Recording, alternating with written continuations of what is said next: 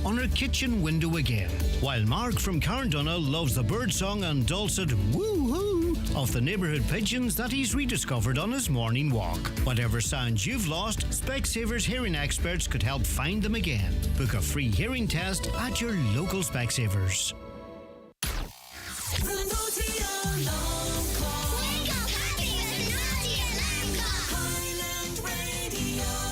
Just in time for the coffee there. Oh, Caroline, you're too late for the coffee. Thanks very much. I'll try to... Hey, show us that cup. That's not for you. It is, aye. It's on my side of the table. It's not. It's called Around the Northwest written on it. Must right. be out of the 9 till noon. Take a wee sip now so you know. You slurp your tea. Well, I didn't know if it was going to be warm or not. Is it alright, is it? Yep. Do you want a wee drop of milk in it? No, it's perfect. Probably a little bit too much milk if I had to give it a critique. I'll look after you. Yeah. What I was going to say to you was... What? I'm joking, Caroline. She says I can make my own. Oh, no. I'll make you a nice cup at 10 then, obviously, because that's what we do here. What do you say? All right. What was I going to say to you? There was something I was going to say. Oh, yeah, the Specsavers ad running there. It's a good ad. Have you seen the TV version of it? No, what? Have a look at it, because it's just like The Secret Sound. It's people going around listening to different things. Right. And it sounds like I'll have to Google it now. It sounds like they're all trying to work out what the secret sound is. Canis's pigeons. He's doing pigeons. Choo-choo. See that? It makes me laugh all the time. It's funny. But look at the TV version of it. It's like they're all trying to figure out what the secret sound is. All right, very good. I must do that. All right, have a good show. Have a good day. Lee Gooch back with you tomorrow morning at 6:30. It's news time. Let's cross over now to Donna Marie Doherty. Thanks, Greg. Good morning. The Minister for Further and Higher Education, Simon Harris, has today announced €153,000 in funding for Donegal ETB. It has been awarded for a project at the Trnorler Further Education and Training Centre. Granted under the Strategic Infrastructure Upgrade Fund programme, the capital will enhance facility used by those in the PLC programme at the Finn Valley College. Minister Harris has called the announcement an investment in the learner. A 32-year-old man is due to go to trial later accused of the murder of Aisling Murphy. She died while she was out for a run along the Grand Canal in Tullamore on January 12, 2022. Joseph Puska of Lenally Grove in Tullamore, County Offaly is accused of her murder. Andrew Louth is at the Central Criminal Court. Aisling Murphy was 23 years old and had been working as a primary school teacher and was a traditional Irish musician in the Tullamore area at the time of her death. Joseph Puska, a Slovakian native, is accused of her murder and is due before the Central Criminal Court this morning on what is the start of the new court's term. The trial is listed for 10:30 this morning and it could last for up to 6 weeks. A Letterkenny business has applied for planning permission that could see the creation of 95 jobs. Zeus Industrial Products is hoping to develop a significant extension to its factory at the IDA Business Park in Lisnenin. 300 people currently work there. Donegal students will have the opportunity to learn more about road safety at a two-day event in Letterkenny this week. The annual road safety show will take place at the Aura Leisure Centre in Letterkenny at 11 a.m. tomorrow and also on Wednesday. The dangers that exist on roads on a daily basis will be highlighted to students. Cahirlock of Donegal County Council Martin Harley says it's important for young people to realise the impact of fatal collisions on family members. Fifth year students on Donegal and Tyrone and Derry as well. So it's on Wednesday and Wednesday of this week. And it's vital that young people realise they're on the verge of learning to drive and going out on the roads, and let them realise the dangers of the roads, the devastation that it leaves families that have suffered with road tragedies. So it's a very hard-hitting. Meanwhile, Gardaí are again urging road users to slow down. It's after a driver in Burnfoot was clocked travelling over double the speed limit at the weekend. Gardaí from Buncrana Roads Policing Unit detected the vehicle being driven at 166 km per hour in an 80 speed zone. The motorist was arrested and is charged to appear in court. Looking now to weather, dry mostly for today with isolated showers and some spells of hazy sunshine. A band of showery rain will gradually move into western parts later this afternoon and evening. That's with highest temperatures of 13 to 16 degrees Celsius. That's all for now. The next news update is at 10 o'clock. Until then, good morning.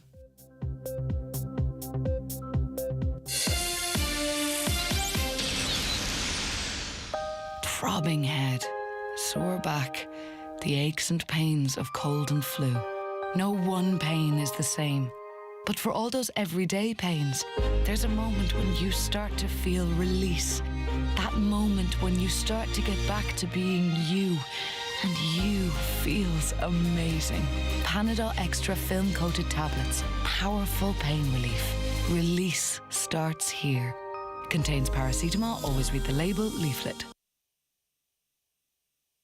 The county's #1 talk show, The 9 till Noon Show on Highland Radio. And now, it's time for the talk of the Northwest, The 9 to Noon Show with Greg Hughes on Highland Radio. Hello, good morning to you. 4 minutes past 9, Monday the 2nd of October. Welcome to October 2023. How are you all keeping? How was your weekend? I hope it was a good one for you, and the week continues in the same vein.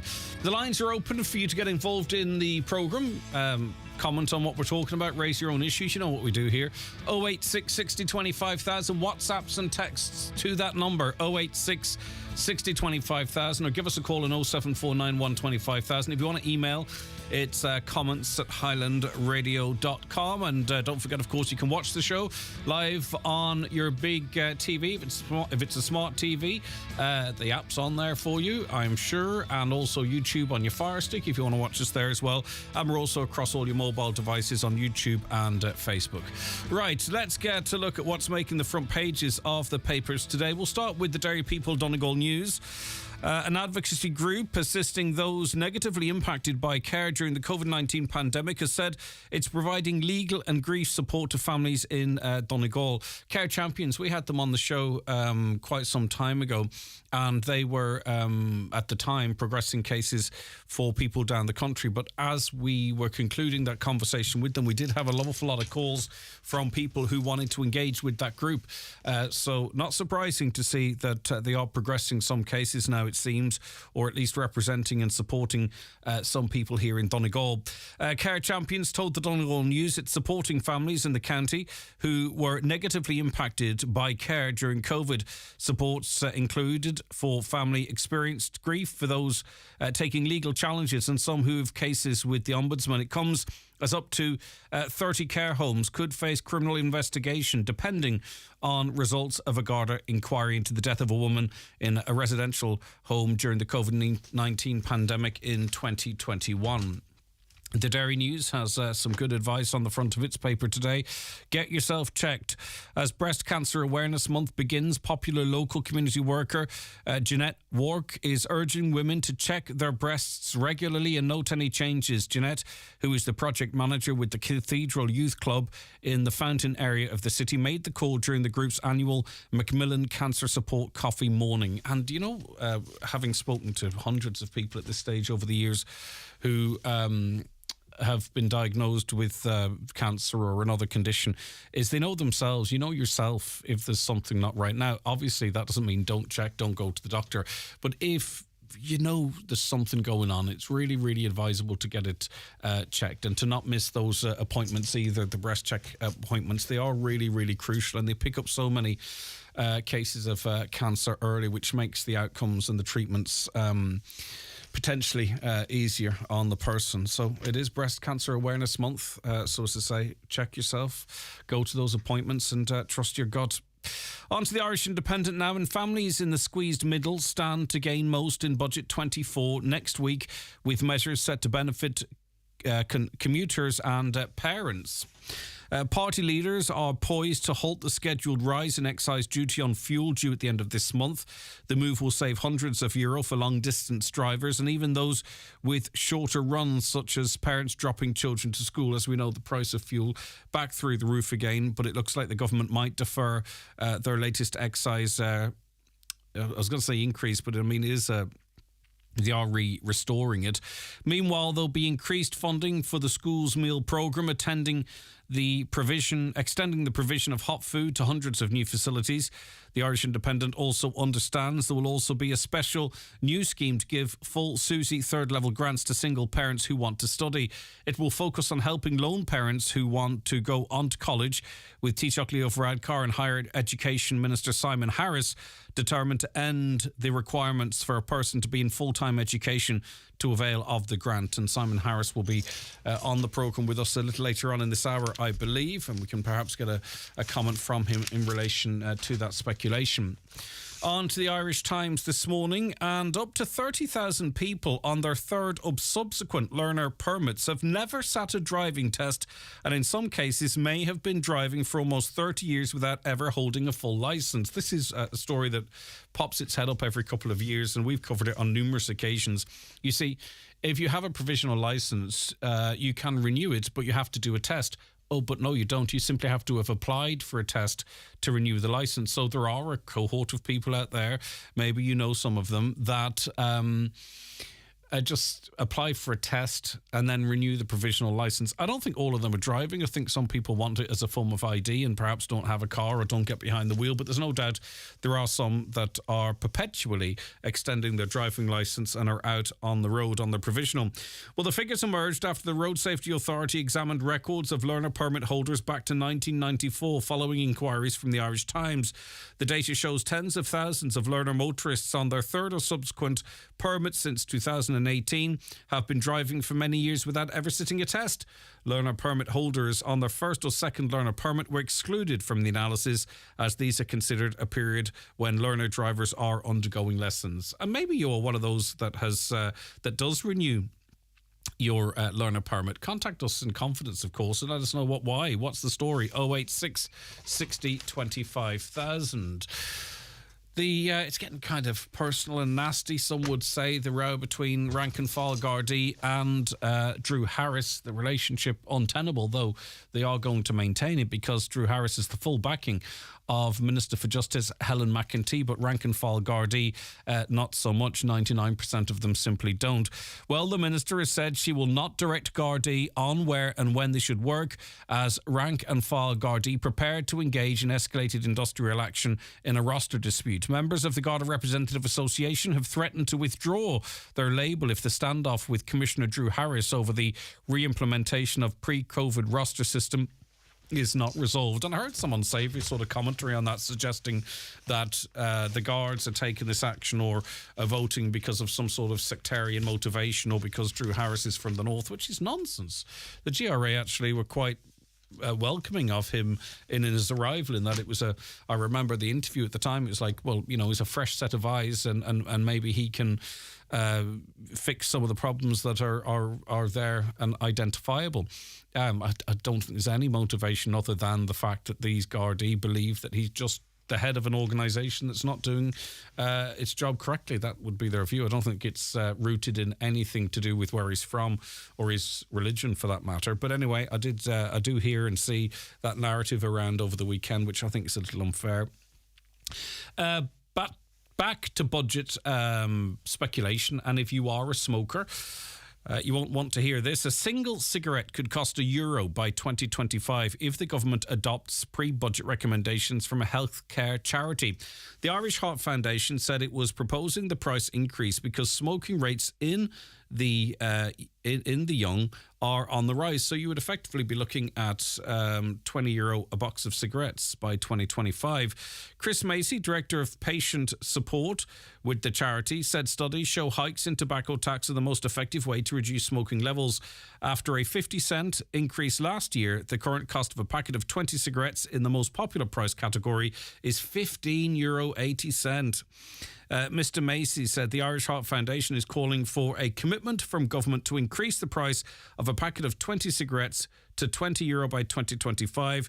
This would require a budget increase of €2.10 for the next 2 years. I believe there is some significant money going on cigarettes this year. That being said, you know, there might be less cigarettes sold, but truthfully, are a lot of people out there not smoking counterfeit cigarettes? They're kind of easy to get a hold of. I mean, there are those that would be discouraged from starting smoking and maybe even some that might stop. But I think a lot of people, obviously, who are very addicted to a very addictive substance might find themselves on the black market, which in and of itself is... it's dangerous because you don't know what you're smoking anyway. But anyway, my point being is that a lot of people will continue to smoke. The state will lose the revenue and it'll be illegal cigarettes that they're smoking. The Irish Daily Mirror has a special investigation, as well as the Star. They have the same special investigation. The Health Service has a portfolio of vacant properties worth hundreds of millions of euro, the Irish Mirror can reveal. A special investigation has found it is sitting on more than 250 buildings lying idle across the country. The HSE has been labelled as the country's biggest land hoarder at a time when there is a crisis in housing. The properties it holds include the Manns in Hamilton Leitrim, which sits on extensive grounds, and also listed as a vacant property, although I'm not sure, is it 100% accurate? Let me know. Is St Connell's Hospital in Letterkenny. It's a huge sprawling building, obviously on quite a large site, but it's listed as a vacant property. There is some activity there, but for the most part, is it vacant? That could be a good resource. But then again, here locally, people are calling for services to be there for as long as it's been lying somewhat vacant. And finally, Met Éireann says they are willing to drop Kieran from a list of storm names after colleagues in another country queried how to pronounce it. What a load of nonsense. There's loads of different names with different pronunciations. Kieran is hardly greatly challenging, is he? The Met said they were happy with the choice of Fergus as an Irish name for the list, and Kieran was chosen as a bonus name. An email to foreign colleagues said it's pronounced Kier, but if you think it's too complicated to pronounce, it wouldn't be a problem for us to let it go. So hopefully they don't, the foreign weather forecasters don't veto you if you're a Kieran, because we'd love to have a storm named after you. It's so important. All right, that is a look at the papers. We'll be back with our first guest on the show. And don't forget, you can watch our next guest if you log on to our YouTube or Facebook channels. That's coming up after a break. The newspapers are courtesy of Kelly Centra Mountaintop Letterkenny, the 2022 C-Store National Off-Licence of the Year. The 9 till noon show is brought to you by Letterkenny Credit Union, offering low-rate car loans with fast approval. Apply online at letterkennycu.ie or in office today. Sheridan Security, now introducing zero-wire smart alarm systems. Zero wire, zero mess, and a real peace of mind. With a simple press of a button, your alarm can be set or unset, or download the free app and control it from your phone. Call us today on 074 912 6025 and get your alarm from €299. Stay local, stay safe, and protect what you value most with Sheridan Security Systems. Níl éon rud níos láidre ná an dáibh idir hibblíní, na cóchuimhní uile sin, na héadaí córínse, ardan córínse, commartas árán uirfíse, rudaí idir hibblíní tasat. Go dtí go near duine agaí gur féidir le go ná éiligh ar bith fearas gás i dheisiú, agus bristar an dáibh go deo. Bhí mar leag sa gás sin nach rá. Ní rá. Go maith. Úsáid sútálaí gáisiún chlórithe i gúnlaí, nó de tá gach rud a chur am mhaol. Amsí sútálaí ag rgi.ie. Are you building a new home? Building requirements state that you must install a radon barrier. At FF Radon Systems, we supply and professionally install the fully certified barrier. For more information, call Liam at FF Radon Systems on 086 833 2749. Highland Radio time checks with Expressway. Travel Route 32 from Letterkenny to Dublin when you book online and travel for less. Expressway, bringing you the time at... The time is just turning 17 minutes past 9, and we bid good morning now to Ger Deering, the Ombudsman. Good morning to you, Ger. Thanks so much for joining us on the show again. Good morning, Greg. It's good to be here. Yeah, it's great to have you back on. Right, now your office busy. Hundreds of patients who were refused reimbursement of their treatment overseas, I presume this includes Northern Ireland, does it as well, by the HSE, are having their cases re-examined following criticism from your office. So just outline the work that's being done here, if you don't mind, Ger. Thanks, Greg. Yes, I will do. This is a good news story, really, because in April we spoke to you about the report In Sickness and in Debt, where we had pointed out that there was maybe an over-bureaucratic approach to the implementation of 3 particular schemes, including, as you mentioned, a scheme involving Northern Ireland. We made 21 recommendations to the HSE, and I'm very pleased to say that the HSE is implementing those very much in the spirit with which we required. So what that has meant is that a number of people who were refused reimbursements for a variety of reasons have since got reimbursements. Now, the HSE is working through the various different categories of people. It's important, Greg, that I point out, though, that people have to have an entitlement in the first place. So it would only be people who were refused on certain grounds. For example, some people had a difficulty with the referral letter. So in a number of cases, we came across situations where maybe the GP himself or herself had not actually signed the referral letter, but the referral letter was genuine and everything else about it was correct. So the HSE has re-looked at those, and a number of people who were refused on that basis have since actually received their refunds. Another difficulty that people were experiencing was proof of payment.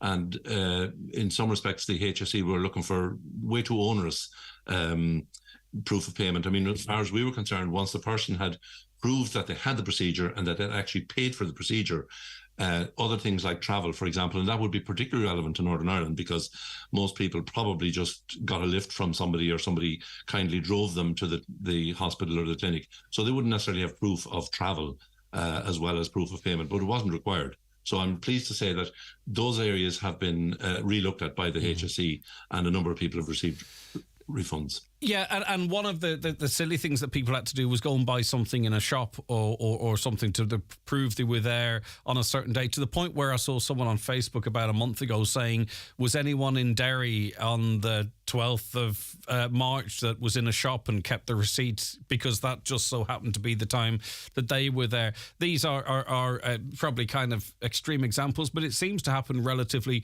regularly. Does it mean things like that we're less likely to see that going forward, Ger? Yes, that's absolutely my understanding. Not alone are these things being rectified for people who didn't get a refund because of them, but much more importantly, we see the scheme now as being administered in a much more reasonable manner, and I'm very pleased with that. Bernard Gloucester took a particular interest in this, the new CEO at the time of the HSE, and he put in place, in fact, there's really a new office, and also very importantly, there's a new appeal process in place. We weren't happy with the appeal process that was there, so that has all improved. Another thing that is very helpful for people is there were some people who had what was called a first charge put on, so they had received treatment. Say, for example, somebody had their hip done, genuinely had the procedure done, applied in good faith to have a refund, and then found that there was an issue because maybe they had an income from another jurisdiction, like a pension, and that would often happen, as you can imagine, close to the border.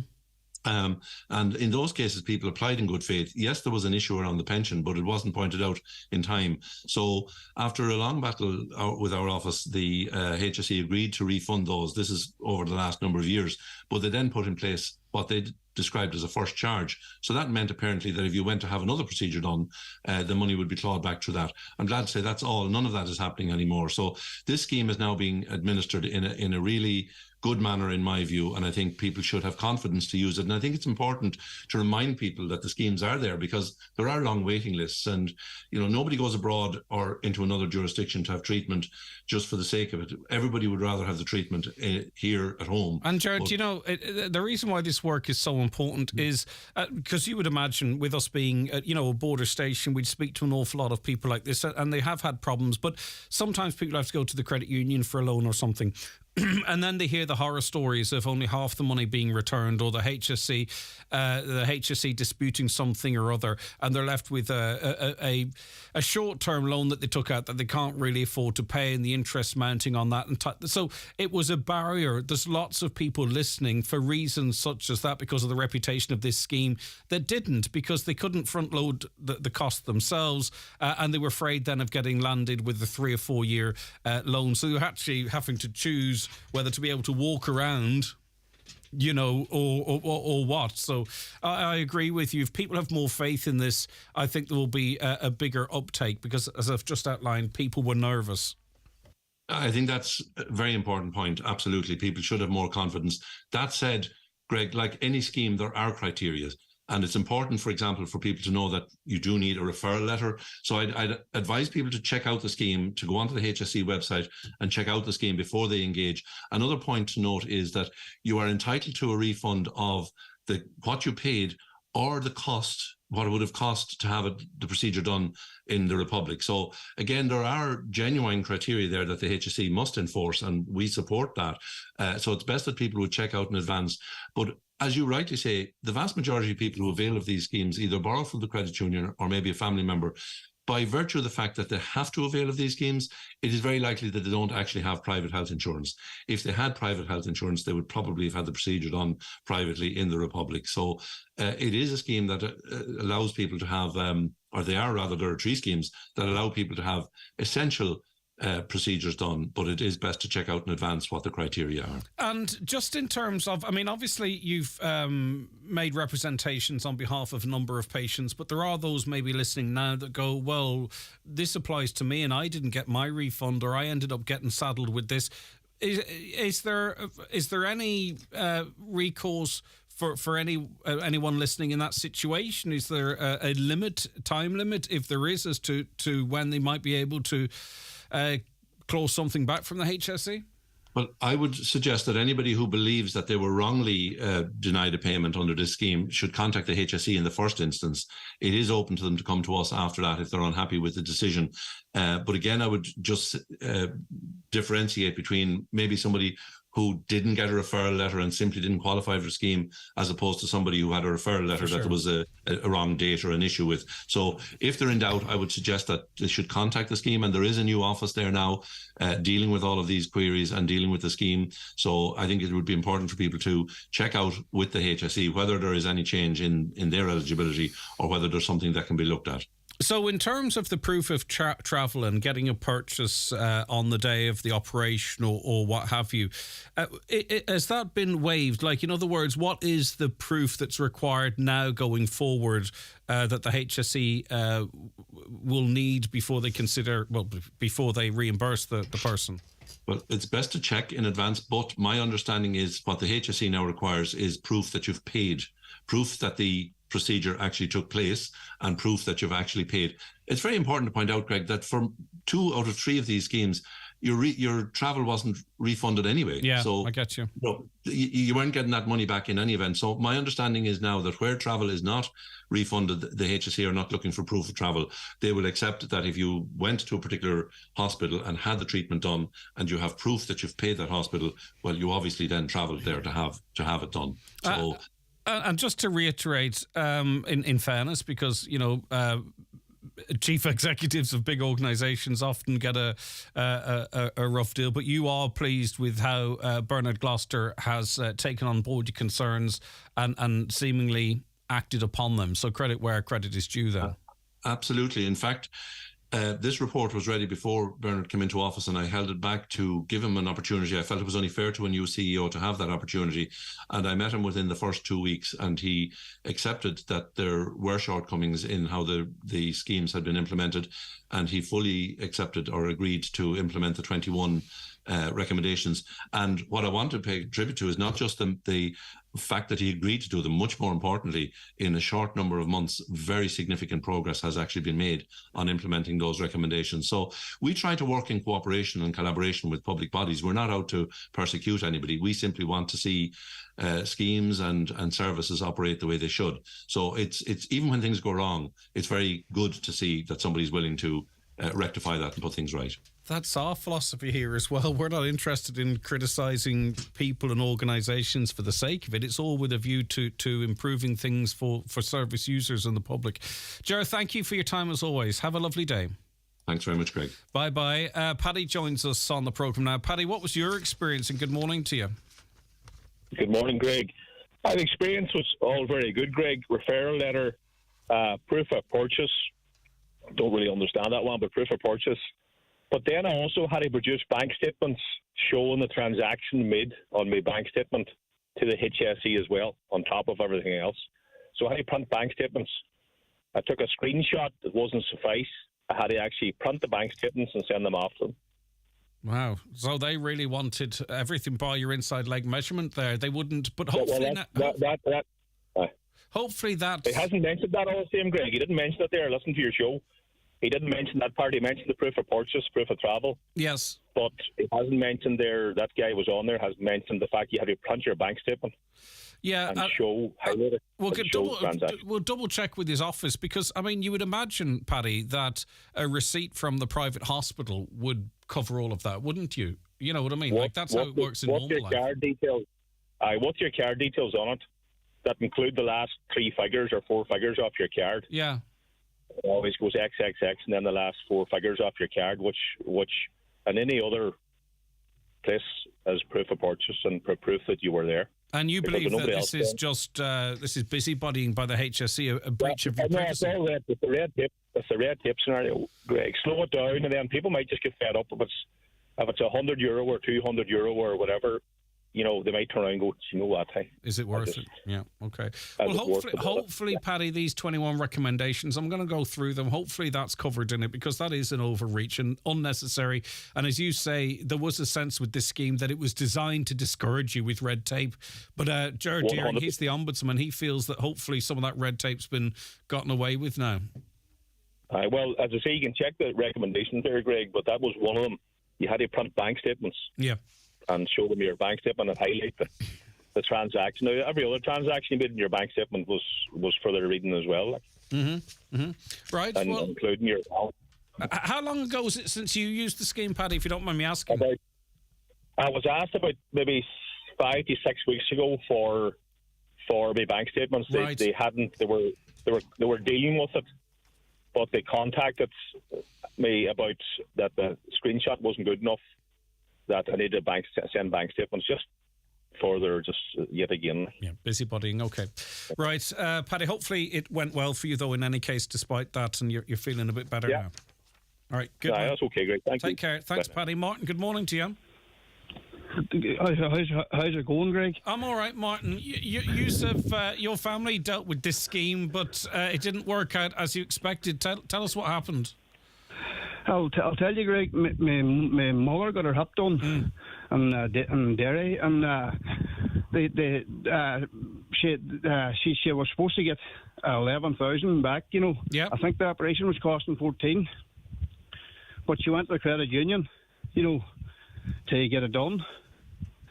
And when she got it done, she asked could she get home, or she didn't ask. She said that they said if she could do the exercises, that she could get home that night. Yeah. And she got home, but she only got half the money back because she didn't stay the night. Wow.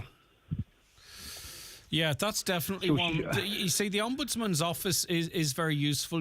That would definitely be one for you to check up on, Martin, or your family, because that's a bit pernickety. Well, she's paying a loan back now.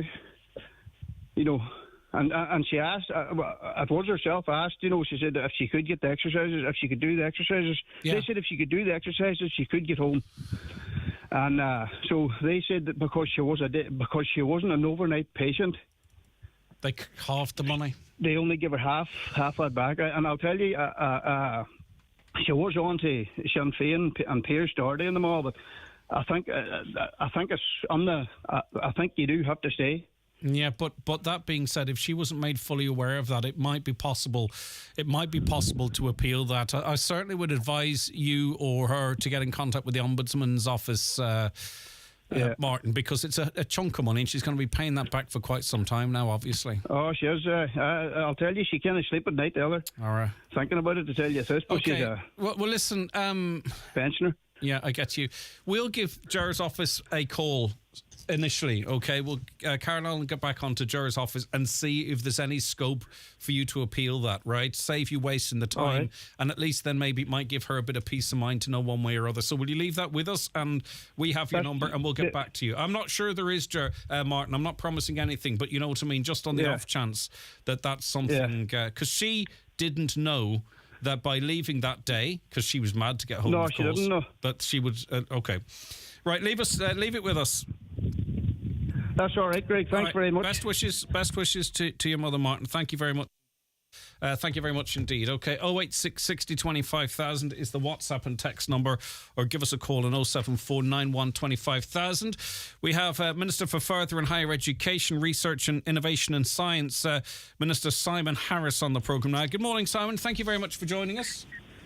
Good morning, Greg. Thank you for having me on. It's good to have you. Now, you are announcing funding for a project in East Donegal today. Can you tell us a little bit about that? I can indeed. I'm in Donegal today for three things, really. Firstly, I'm visiting are giving the go-ahead for a significant extension and expansion of facilities there in Stranorlar for the College of Further Education and Training. Really conscious that they do great work there, but also very conscious that it is a school campus, and they've been looking for quite a period of time to have dedicated space for the post-leaving cert courses, so that you don't have, I suppose, a secondary school and a further education college having to double up on the facilities. So today we are announcing the green light for that, and the project will now move to design and planning. I'm also announcing today that we're topping up the capital funding available to Donegal ETB by €153,000. This will enable them to carry out other small projects across the county as they wish. And I'm particularly excited today to be, something we discussed on the programme the last time I was on, to be meeting some of our new nursing students in Letterkenny. These are students who have entered the nursing degree programme without any reference to their CAO. So it's a new way of doing your nursing degree. No matter what points you get in the leaving cert, you're able to now start your nursing degree in a College of Further Education in Letterkenny and then be guaranteed you can complete it in the Atlantic Technological University. Whereas up until now, a lot of nursing students doing the post-leaving cert course were finding themselves having to go to the UK to complete their degree, which was just nuts, quite frankly. Yeah, just on more general stuff while I speak to you, because it's great to have that positive news. I mean, obviously you'd be aware, and it's something we've covered in this programme before, that the capital spend per student in the Northwest is 25% less than the Irish average. That's over the last decade. Why is that, Minister, and what can be done to address that imbalance? I think there's been a couple of reasons behind that. I mean, I think one has been a statement of fact that we haven't had up until now a university in the Northwest, and that has obviously changed now thanks to the incredible work of many people, but I think particularly of Paul Hannigan in what was Letterkenny IT and now ATU, the Atlantic Technological University. I think secondly, and I think your listeners will know this very, very well, but I've gotten to know it very well, I think the lack of education provision of scale in Derry has caused real challenges as well, and that's why we as an Irish government have very recently announced a multi-million euro investment to expand the Ulster University campus in Magee. I mean, John Hume and others have been marching, highlighting these issues back in the 60s and 70s about the lack of educational provision in Derry. So now, the direct answer to your question, what can we do? I think now that we have a university in Donegal, and now that we have a university in Derry that is expanding, the opportunities for partnerships and collaboration in the Northwest really are quite incredible, and I think we're at a very, very big moment here. So when do you anticipate we might see that imbalance addressed? Being truthful, I mean, I don't have a year in mind specifically, but I think there's absolutely no reason why we won't now see both ATU Donegal and the Magee campus coming forward with big and bold projects. And what I can say is we have, separate and distinct to my own department's budget, we have what we call the Shared Island Fund in the Department of the Taoiseach, €1 billion in it over 10 years, and we're ready to start funding projects from there. So we're open. I suppose my message to education providers in the Northwest, and they know this, is that we're open for business in terms of trying to receive applications to do even more.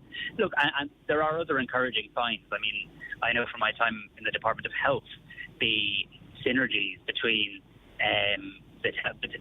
health on both sides of the border. We now are going to see medicine students in Derry from the southern jurisdiction, if you like, from next September. We're now doing nursing education on an all-island basis. We're about to develop all-island apprenticeships. This will benefit the whole island, but it'll disproportionately benefit for good Donegal. Well, with that in mind, what supports will Donegal students have studying in Northern Ireland? Because unless I'm mistaken, currently they don't have access to a SUSI grant. As I say, I could be wrong in relation to that. You are wrong on that one, yeah. Okay, sorry. Good. So what is the status now in terms of if you're studying in Northern Ireland and access to a SUSI grant, Minister, please, just so people know, so I know. No, I appreciate that. You're right. So you can still access the student support if you study in Northern Ireland, as though if you study here, because of our common travel arrangements. But actually, the bigger issue, being very honest, Greg, is the level of mobility in general has slowed down a lot. One of the things I've written to all universities as recently as last week is to see what more we could do to encourage mobility between the two jurisdictions in terms of education. We have funded, when Northern Ireland left the European Union, we decided now to step in, and we're providing funding from this September to make sure students in the north can continue to access Erasmus, as an example. So, I mean, we're parking kind of politics and emblems and constitutional questions here, and just saying, what can we do to collaborate and cooperate in areas where it simply makes sense and Minister, to drive on in relation to that. In relation to that, you would know there are deficits in certain areas. It's all across the country, but particularly here in Donegal with OTs, speech and language therapists and what have you. There are a number of Donegal people, and we've spoken to them over the last couple of months, that have studied in these areas in Northern Ireland, but they find the CORU process so long and so ridden with red tape that they don't engage with it. They want to work in Donegal, but they're having to work in Derry or elsewhere in Northern Ireland or Britain. 9 months wait. They can't afford not to be earning at that point. Do you recognise that as a problem, and what can be done to try and streamline that process? It's a very real problem, and I'm acutely aware of it, and it's quite frustrating because we're working to expand the number of places in speech and language therapy and OT. So, for example, there'll be 50 students from the south studying OT, speech and language therapy and other therapies in the north from this September. But a lot of them will say to me, well, hang on a second, we could do the degree here, and then we come out and we can meet registration challenges with CORU. There is now a group set up between my own department and the Department of Health on workforce planning. And I accept that CORU is independent. I accept it's the regulator. But I also think it's entirely appropriate that they'd at least engage and talk to education providers in relation to this. And that's what I expect now. Because even in some disciplines, CORU expect a qualification above the qualification that is awarded in Northern Ireland to work in certain areas down here. Speciality in language, in particular with the speech and language therapists, that it doesn't make sense, and we're losing fantastic talent that want to work here in their own county but simply can't. But it's good to see that that's being addressed. Can you give us any indication as to when that might be streamlined somewhat? Or, as you say, I know CORU are independent, but this is a crisis at the moment that we need addressing. Yeah, look, they are entirely independent, but put it to you like this: we're now spending taxpayers' money ring-fencing places in the north for students from our jurisdiction. And it simply would be illogical that we're investing taxpayers' money and that those students will come out of that system and not be able to work in our own health service. So there's students starting right now, this month, and I think it's a legitimate expectation that they should have, that they're able to work in the health service. There's a number of different ways you can address this. I mean, from an education point of view, closer alignment in terms of the criteria. But also, I think you are right, and I don't want to cut across regulation. I mean, the idea that somebody would study in the north where maybe the language requirement is different for obvious reasons, and yet would be a very fine speech and language therapist or OT, but then wouldn't be able to practice here. I mean, so there needs to be a little bit of give and take and common sense, I think, on both sides. Okay. Now, of course, the more we do things on an all-island basis, I think the more it's important that programs align as closely as possible, and that would help too. When is the ATU? Because we have a 20% dropout rate here in the northwest, which is incredibly high. That's attributed to some extent in terms of with accommodation and what have you, and travel and access. But anyway, in terms of accommodation, when will the ATU up here be able to borrow money to build accommodation? So the direct answer is I've given €1 million to the technological universities to come up with their plans for student accommodation. And they're doing that now. I expect the output of those plans in 2024, and I expect us to be able to press go on projects in 2024. Now, as your listeners will know, and let's not mislead anyone, planning permission, design, and etc. Are obviously things we have to go through, but I expect to be able to move forward student accommodation projects for our technological universities next year. I would also say to people, though, and I accept that this is not ideal for everybody, but when you are in a housing crisis, I mean, there are, as recently as Friday, 121 rooms to rent, digs, as they're probably commonly known, advertised on the ATU Donegal website. Yeah, okay. And one other concern we hear from educators in this part of the world is the lack of professors sort of north of this Galway-Dublin line. An awful lot doesn't travel north of that line, unfortunately. But just as it relates to professors, because that's sort of part of your ministry, what is the story there, and what can be done to address that? Because obviously that has its implications as well. Massively. So, I mean, the factual reality is only a few short years ago, Donegal didn't have a university. Donegal is now a university county. There's a university campus in Letterkenny that provides a huge opportunity. Step one was to establish the technological university. We've done that. Step two now is to negotiate what new contracts might look like. Not forcing anyone, by the way, to switch their contract, but what new contracts might look like so those universities can really operate in the way everyone wants them to around research, professorships and the likes. And these are talks I expect to be kicking off in 2024. So the answer is we want to see professors in our universities. That has to take place as part of a landscape as to what is the contract for somebody working in a technological university versus one of the old institutes of technology. It's the next big piece of work, and it'll dominate a lot of 2024 from our perspective. Now, budget just around the corner. Speculation today that you are going to implement measures that would remove the requirement for a person to be in full-time education to avail of grants, lone parents, single parents, and what have you. Is that on the cards? Is that going to happen? Yes, so let's dispense with all the usual cliches around that's a matter for the budget and just take that as read. I mean, what I feel very strongly on, Greg, is at the moment there are a number of barriers and poverty traps and anomalies in the student grant scheme. For example, if you could be a single mum or a single dad, you could be trying to raise your kids, hold down a job, pay your mortgage or pay your rent. You want to go back to education to get to where you want to get to in life, but the only way you can do it is at the moment and get Susie is full time. That doesn't work for you, and therefore you maybe don't go. Part-time education can be a really, really good way for someone to get to the exact same destination, but we need the student grant system to catch up with the 21st century. So it is something I'm working on. And the details obviously are a matter for budget day, but I genuinely believe if we're serious about tackling child poverty, child well-being, tackling intergenerational disadvantage and deprivation, this is one key way to go about it. And very finally, just one typical example of people's engagement with Susie. Hi, Greg. My daughter studies at Queen's, and was declined a Susie grant as they were €51 over the threshold, even though I've not worked in over a year due to a triple heart bypass surgery. How is that encouraging students from Donegal to study in the north? So I can't ask you to obviously comment, Minister, directly to that point, but it's kind of typical of an awful lot of what we hear.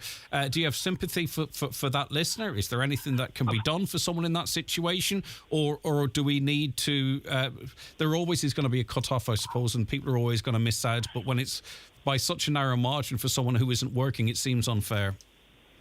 Yeah, look, and two things I'd say. I mean, firstly, if you feel the outcome of your student grant application has been unfair, or you feel there are particular circumstances that should be taken into consideration around help and its impact on your livelihood, you can appeal, and you can also appeal to an independent student appeals board. So I'd certainly encourage any listener who has concerns in relation to that to consider that course of action. And look, the second thing, and you've been good enough to acknowledge, anytime there is an income threshold, obviously that does always mean there's people each side of the threshold. I would like to see progress on the income thresholds, because I'm conscious with both inflation and people's incomes rising, there's people who may qualify for Susie one year and find that they're a few euro over the threshold this year. You don't want a scenario where someone gets a pay rise or works an extra shift or something and all of a sudden loses their grant. So again, these are matters for the budget, but both the fee levels, and remember last year we were able to reduce college fees by €1,000, that really helped people. Both the fee levels and the grant levels are things we are looking at actively now in advance of the budget. Minister, thank you very much indeed. And as I say, people get a lot of criticism, I suppose you do when you're in big jobs, but in fairness, I think you've done really good work in terms of alternative pathways, apprenticeships and what have you, because that progress is needed doing for quite some time, and I think you've made good inroads in that regard. Thanks for your time today. Thank you so much, Greg. Good morning. Take care. Thank you bye-bye. That's Minister Simon Harris there, Minister for Further and Higher Education, Research, Innovation and Science. Interesting to get responses on the record to a number of those key issues, particularly as it relates to the ATU here in the Northwest and where it's going, and addressing some of those imbalances that have been here up until now. They're on the record then, and we can check progress. That's what it's all about, isn't it? All right, back with more after these. Watch the show live now on YouTube, Facebook and at highlandradio.com. The 9 till noon show is brought to you by Letterkenny Credit Union, with monster loans available up to €60,000 for all occasions. Visit letterkennycu.ie. Ní Romy maithig litru is Kirshen Bach or Amigone. A bhuiachas de board educas agus olin an unanal, dola me fin doi a jeglesh and rivra kodji lum le litru. Bachali and Kier Kiam a glaku a ganish nil stoplam. Ahri and litrahas do heel. Ahri tisse do heel in you. Foy Jaguar le ETB unanal agus foy rang a earn ditche. Bhai lad ag obair go dúna le codú le daoine, fai an jaagháil leis an ionad, ETB is Conry Ditch. Le takeíocht ó litirhat daoisi don síl, rialtas na hÉireann agus an Tintas Europa. It's time to transform your smile with the help of Blue Poppy Dental, Letterkenny and Donegal Town. Their expert team offer orthodontics, teeth whitening, implants and composite bonding all in-house. Start your journey by calling 07497400404 or easily book your appointment online at a time that suits you through their user-friendly patient portal, available anytime, anywhere at bluepoppydental.com. Blue Poppy Dental and Orthodontics, Letterkenny and Donegal Town. Medical card patients welcome. An emotion stirred, an idea accelerated. That's progress you can feel, and the very definition of the Audi 241 range. From the sporty, iconic Audi A4 and the all-electric Audi Q4 e-tron to the pioneering Audi Q8 e-tron, offering greater range than you can even imagine. Test drive the Audi 241 range at an Audi dealer near you today. Summer may be over, but the need for storage is just beginning. Dealside Garden Furniture brings you the perfect solution with a full range of sizes in garden sheds, outdoor canopies and much more. Safely store your barbecue, patio furniture and outdoor toys. Dealside Garden Furniture Lifford, made to measure and one-off designs are our speciality. Find us on social media. Okay, Damian Quinn, founder of Spia Nura, joins us on the programme now. Damian, good morning to you. Hi, Greg. How are you? I am good. Dan, it's great to have you on the programme. Okay, talk to me about your organisation. And you've created this off the back of your life experience, Damian. Yeah, so basically my organisation is called Spia Nua, Irish for New Horizon. And that is a journey through the criminal justice system onto a better life. So when I went to prison many years ago, I used the time constructively to reflect, to plan for a better future, to become job ready. And then when I got out, then it meant absolutely nothing because I couldn't get work anywhere. I couldn't get a house, I couldn't volunteer, couldn't get into college. So all of that work and effort to change seemed pretty pointless. And to be honest, I ended up kind of going backwards along like many other people. I believe today now the repeat offending rates are 61% after prison. And I firmly believe that is linked to the inability to tap into opportunity. So what I've said is that today, most the opportunity after one is released from prison. But can I ask Damian, some people think that people go into prison and come out worse people as a result. But prison is about punishment, of course, but rehabilitation. I imagine that is what the motivation is, so that people change their ways and become contributing to society in a positive way. From your experience inside, is prison set up like that, or do people perhaps who were petty criminals go into prison and come out perhaps even worse than when they went in? I think a lot of people go to prison for very short sentences, and they're not there any length long enough to have any meaningful intervention. They're taken out of whatever structure they might have had in place. They've lost all that then, to get out and reapply for all of that again. And it's so difficult when you got a background. So, but in the mainstream prisons, the education and training is every bit as good as the education and training that's outside.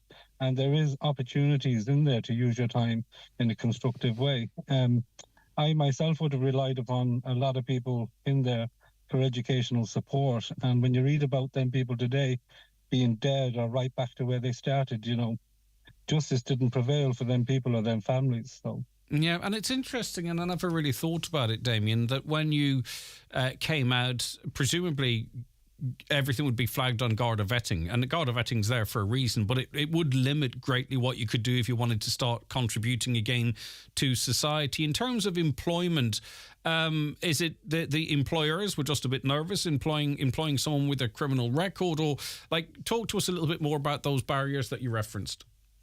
Yeah, well, like I would have gone for many jobs when I got out. I went for houses and all that type of thing. But Garda vetting would come up and that would be the end of the road. In fact, it is pretty much used as a mechanism to filter out. Don't get me wrong, I'm not up here trying to, like, criminality is wrong, like, and it has to be punished. That's never up for debate with me. I did what I did and I served my time and I took it firmly on the chin too, like, you know. But like when somebody recognizes that they need to change, when somebody is doing everything that they possibly can to change, that needs to be captured and supported because everybody wins when somebody turns their life around, you know. How do you, through Spera Nua, help others then? Because, I mean, you can't eliminate some of the blockades that we've been talking about. So what is the pathway? So what we do is we work in a peer mentor, like I mentor other people. We have like a peer mentoring network across the country. What we do is we kind of explore and build portfolios of commitment to change. So we capture all of the evidence since the time somebody committed a crime, and we get it assessed and validated. And we bring it right up to date. So at this very moment in time, we can confirm with certainty that this person has done an awful lot of work on themselves and it has a value. What that is from us is a certificate of commitment to change using the model of recognition of prior learning. So we capture all of the steps out of a life of crime people take. We look at their educational attainment, you know, the addiction issues that they've been resolving, you know, the positive change, what they've learned, the reflection process as well, you know, how they're going to apply that going forward. And we bring people right up to date. We don't guarantee future behaviour because nobody can guarantee that. But what we can say with confidence is that this person is working really hard on themselves and they deserve a break. Would this be useful as part of the sentencing process, or if it was recognised by the courts? Do you think it might give it even more not credibility, but do you know what I mean? More weight. Well, it is like, so there's an integrated sentence management program, which is fairly new. Okay. There's an ISM officer. So what you can do when you go to prison is you get inducted and you're told what you can do with your time. And then you can set a few goals with the ISM officer then. And if you see that through, that should leave the gate with you. That's what we're saying, you know. We are actually currently working with the Department of Justice. We've had meetings back and over, and they're currently writing their new criminal justice employment strategy. But the point is, like, you know, when you get a conviction, like, your good standing in the community is removed, but there is no mechanism in place that restores your good standing after you've been appropriately punished. Yeah, but some of us, that's societal. Maybe we aren't forgiving enough. Maybe we aren't prepared to give people a second chance. And now with, obviously, the internet, if someone does commit a crime, it's there for eternity. I mean, people can, you know, try and get it taken down. And I've worked with people in the past who've tried to turn their lives around, and you know, I understand that. I understand that. But again, I just think sometimes someone's convicted and we, you know, scumbag this and all that kind of stuff. And sometimes it's deserved, don't get me wrong. But I just wonder if we as a society maybe need to be a little bit more open to giving people a second chance to turn their lives around. Well, look, the reality is, like, there's about 2% of the entire prison population who are a danger to society and a danger to themselves, you know. But for the vast majority of people in prison, they are people that might have made some stupid mistakes, foolish mistakes, whatever. Nice people at the back of it all, but did what they had to do out of necessity to survive, you know. Them people are all family people. Them people do want to play meaningful parts in their families' lives. They do want to contribute. They do want to be somebody. They just need the chance to get going. And I suppose society in general, we can lock people up and throw away the key by all means, or we can lock people up in prison and treat them like animals by all means. But we will ultimately be letting animals back out onto the street if we did that. So really, if people want, like I used to hear it all the time, you think he'd cop on and get a job for himself. I've been trying, like, I would have been trying at the time as well, like. So if society want people to contribute and be productive members of society, then we really, really need to re-explore how we do the criminal conviction disclosure piece. So Okay. People can get more information, I presume, Damian, by searching out Spira Nua. It's SPE, Fada IRENUA, and get more information on the work that you're doing. Yeah, and it's coming out now as well. The article on the whole background, the origins of the programme is being published in the Irish Probation Journal, which is out this month too. Okay, brilliant stuff. Thank you very much for your time. I really do appreciate it, and hope things continue to go well for you, Damian. Thank you, and thanks for having me on. No, it's our pleasure. Take care of yourself. 086 60 25,000, WhatsApps and text to that number, or give us a call on 07491 25,000. We'll be back after the news and obituary notices. Please stay right where you are. The 9 till noon show with Letterkenny Credit Union. Simplify your debts with a debt consolidation loan from Letterkenny Credit Union. Call us on 074 910 2126 or apply online via our app or in office today. The minute I meet Damian, my face lights up. I mean, that's true, it lights up. And the point about it is this, you can say what you like to him. Now, he doesn't always agree with you. You can make this town look so kind now. It feels amazing to make someone feel amazing. Volunteer with Alone. Find out more at alone.ie/volunteer. In your house there by the sea. Join Connolly's Audi Sligo for the 2024 Donegal Motor Show, Canal Road, Letterkenny, from the 3rd to the 7th of October. Test drive the 241 Audi range, including the iconic Audi A4, the all-electric Audi Q4 e-tron and the pioneering Audi Q8 e-tron. Drive into 2024 with your brand new Audi from Connolly Motor Group. For more information, visit connollys.ie. In the final clearance sale at Watson Menswear, a selection of casual jackets, shirts, polo shirts and suits are half price. Also, men's and women's super dry and a selection of kids' clothing clearing at half price. And there's 2 pairs of jeans from €70. These offers are for a limited time only or while stocks last. In the big final clearance sale now on at Watson Menswear, Main Street, Letterkenny. Open 7 days, late Thursdays and Fridays. Highland Radio weather updates with Ireland West Airport, where you can now fly daily to London Heathrow with Aer Lingus and connect via Heathrow to over 80 destinations worldwide, including Boston, New York and more. Live, on air, online and on the Highland Radio app. This is Highland Radio News. Good morning, it's Donna Marie Doherty with the news at 10 o'clock. Minister for Further and Higher Education, Simon Harris, has today announced €153,750 in funding for Donegal ETB. It has been awarded for a project in the Stranorlar Further Education and Training Centre. It was granted under the Strategic Infrastructure Upgrade Fund programme and is to enhance facility used by those in the PLC programme at the Finn Valley College. Minister Harris called the announcement an investment in the learner. Meanwhile, the Minister joined Greg Hughes on this morning's 9 till noon show. While speaking on the challenges faced by students who studied for occupations such as occupational therapists and speech and language therapists in Northern Ireland and are struggling to find work in Donegal, Minister Harris said the problem is a very real one. He said his office is working to enable those to work in the Republic of Ireland, especially in the face of vacancies within the Child Disability Network teams in the county, leaving many children without support. There is now a group set up between my own department and the Department of Health on workforce planning, and I accept the court is independent, I accept it's the regulator, but I also think it's entirely appropriate that they'd at least engage and talk to education providers in relation to this, and that's what I expect. The trial of a 32-year-old man accused of murdering Aisling Murphy is due to get underway later this morning. Joseph Puska of Lenally Grove in Tullamore, County Offaly, is due to stand trial before the Central Criminal Court. Andrew Louth reports. 23-year-old Aisling Murphy died after an alleged assault while she was out for a run along the Grand Canal in Tullamore, County Offaly on January 12, 2022. She had been working as a primary school teacher and was a traditional Irish musician in the Tullamore area at the time of her death. Slovakian native Joseph Puska is charged with her murder, which carries a mandatory life sentence if convicted. The trial is due to get underway before the Central Criminal Court later today on what is the start of the new court's term. It's listed for 10:30 this morning and it could last for up to 6 weeks. Andrew Louth at the Central Criminal Court.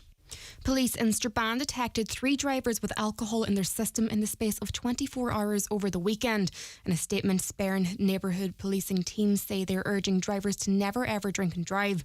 They also reminded road users that just one drink can cause a collision, which could be fatal, and that everybody has a responsibility when it comes to road safety.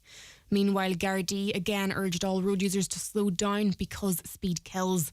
This comes after a driver in Burnfoot was clocked travelling over double the speed limit at the weekend. Gardaí from Buncrana Roads Policing Unit detected the vehicle being driven at 166 km per hour in an 80 speed zone. The motorist was arrested and is charged to appear in court. Voluntary and community groups are filling a void left behind by government in providing crucial mental health services. That's according to Mental Health Reform, a group of 60 charity organisations which is seeking an additional $25 million in funding for the sector in the upcoming budget. The state currently relies on charities to provide 25% of the country's health and social care services. CEO Fiona Coyle says without increased funding, the model is unsustainable. Unless they are resourced at the right level, I don't think it is, long term. It's really going to work in terms of, in terms of pay, in terms of cost of living rising. The government is being called to ensure 20% of the housing stock is designated for social housing by 2030. Social Justice Ireland wants €1.4 billion of the upcoming budget dedicated to the provision of over 230,000 social accommodation units in the next 8 years. 12,691 people are currently living in emergency accommodation, which includes 3,895 children. Research and policy analyst Suzanne Rogers says this profoundly affects families' well-being. For those families that do find themselves in emergency accommodation, that there be a time limit on the length of time that they can be in emergency accommodation, and we will be calling for an expansion of the housing first model to support homeless families as well. So that's really where you're putting all of those wraparound supports in place. Looking to the weather, dry for most of today with isolated showers and some spells of hazy sunshine. A band of showery rain will gradually move into western parts later this afternoon and this evening. A few heavy bursts are possible, highest temperatures of 13 to 16 degrees Celsius and mostly moderate southwest winds. That's all for now. The next news update is at 11 o'clock. Until then, good morning.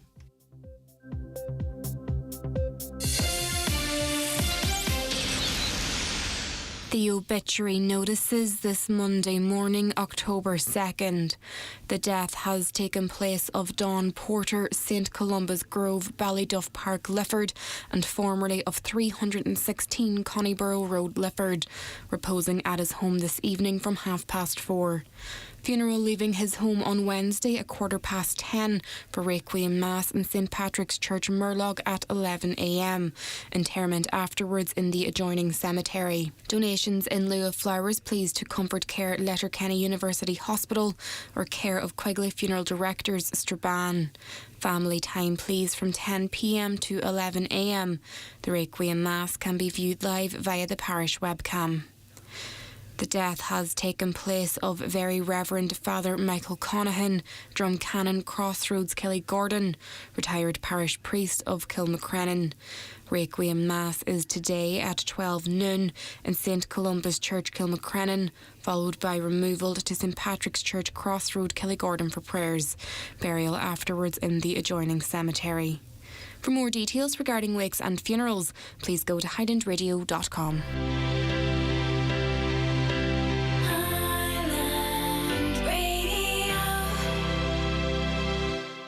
The 9 till noon show with Letterkenny Credit Union, now offering mortgages from €40,000 to €600,000 with no hidden fees or transaction charges.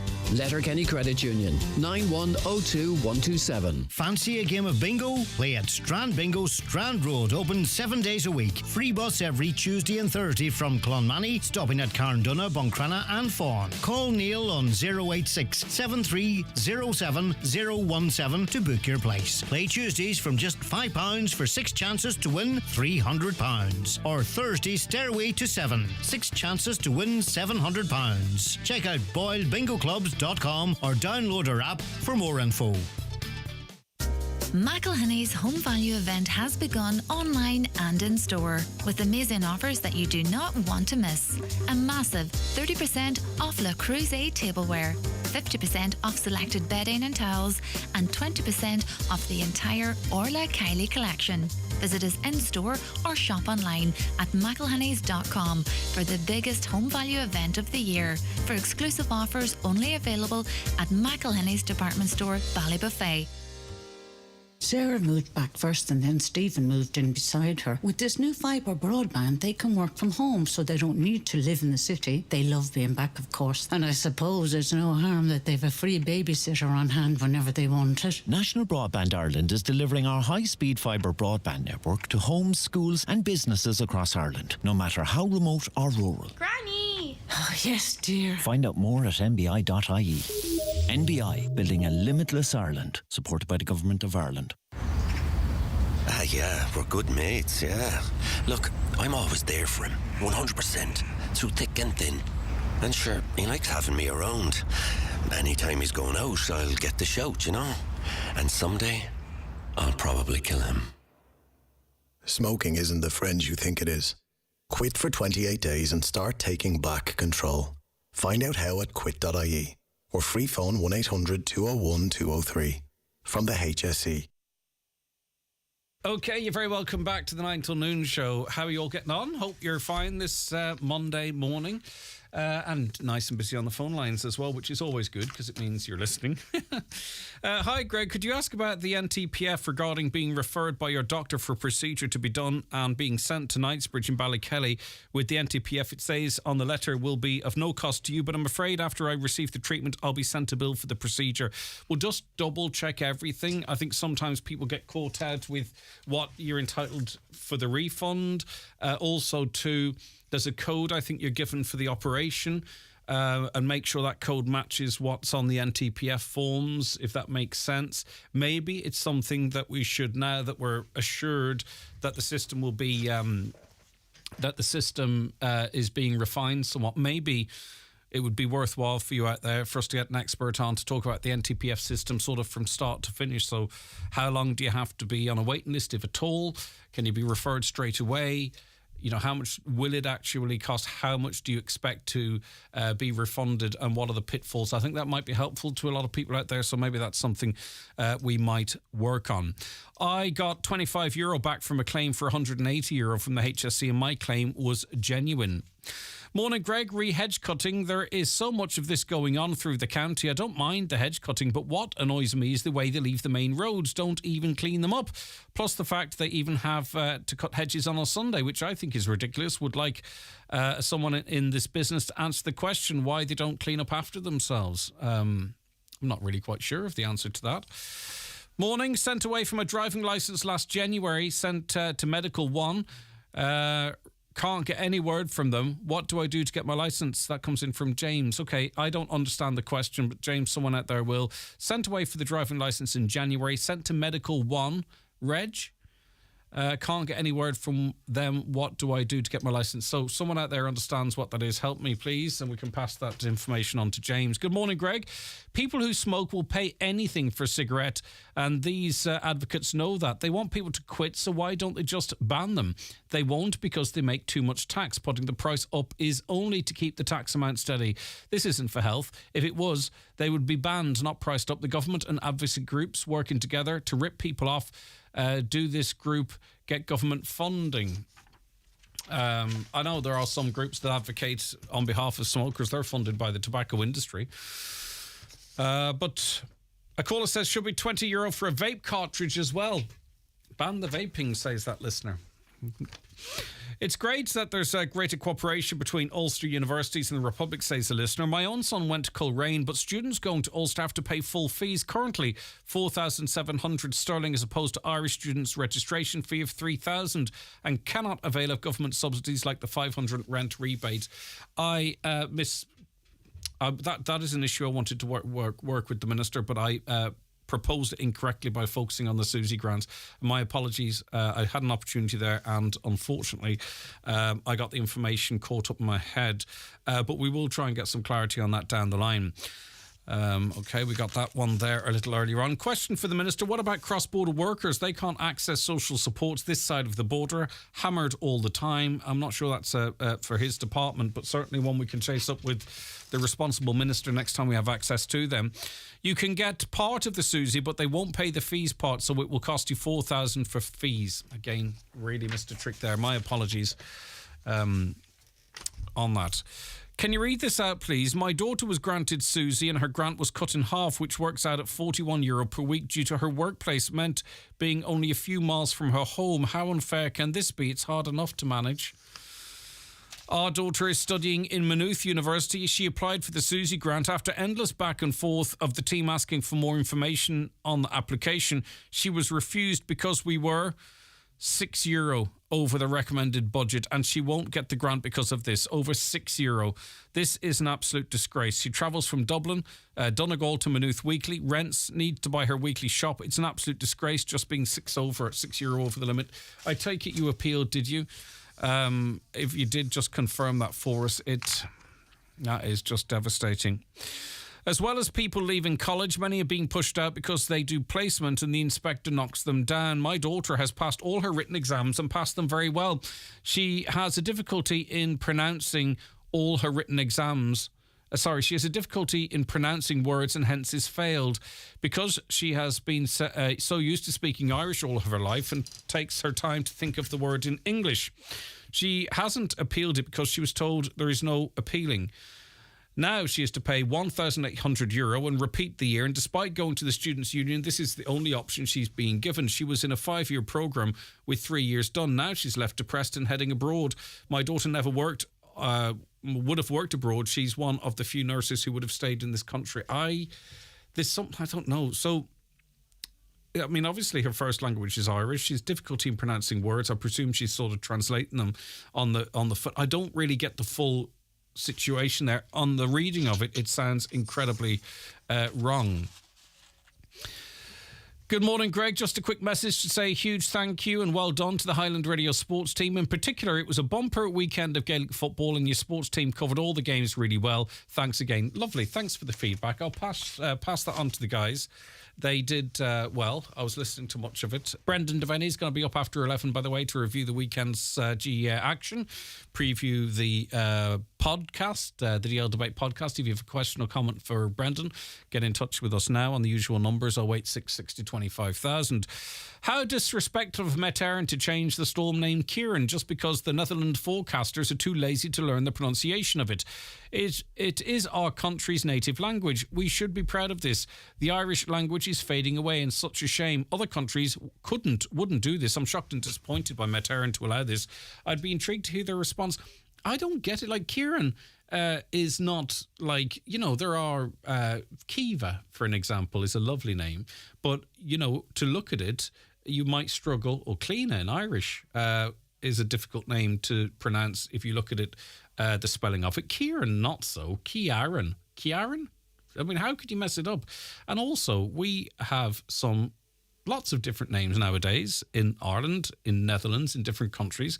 You just have to learn people's names. It's a thing of respect. Lots and lots of people have very different names now. I know that from, we are a country now where people have different names from all over the world.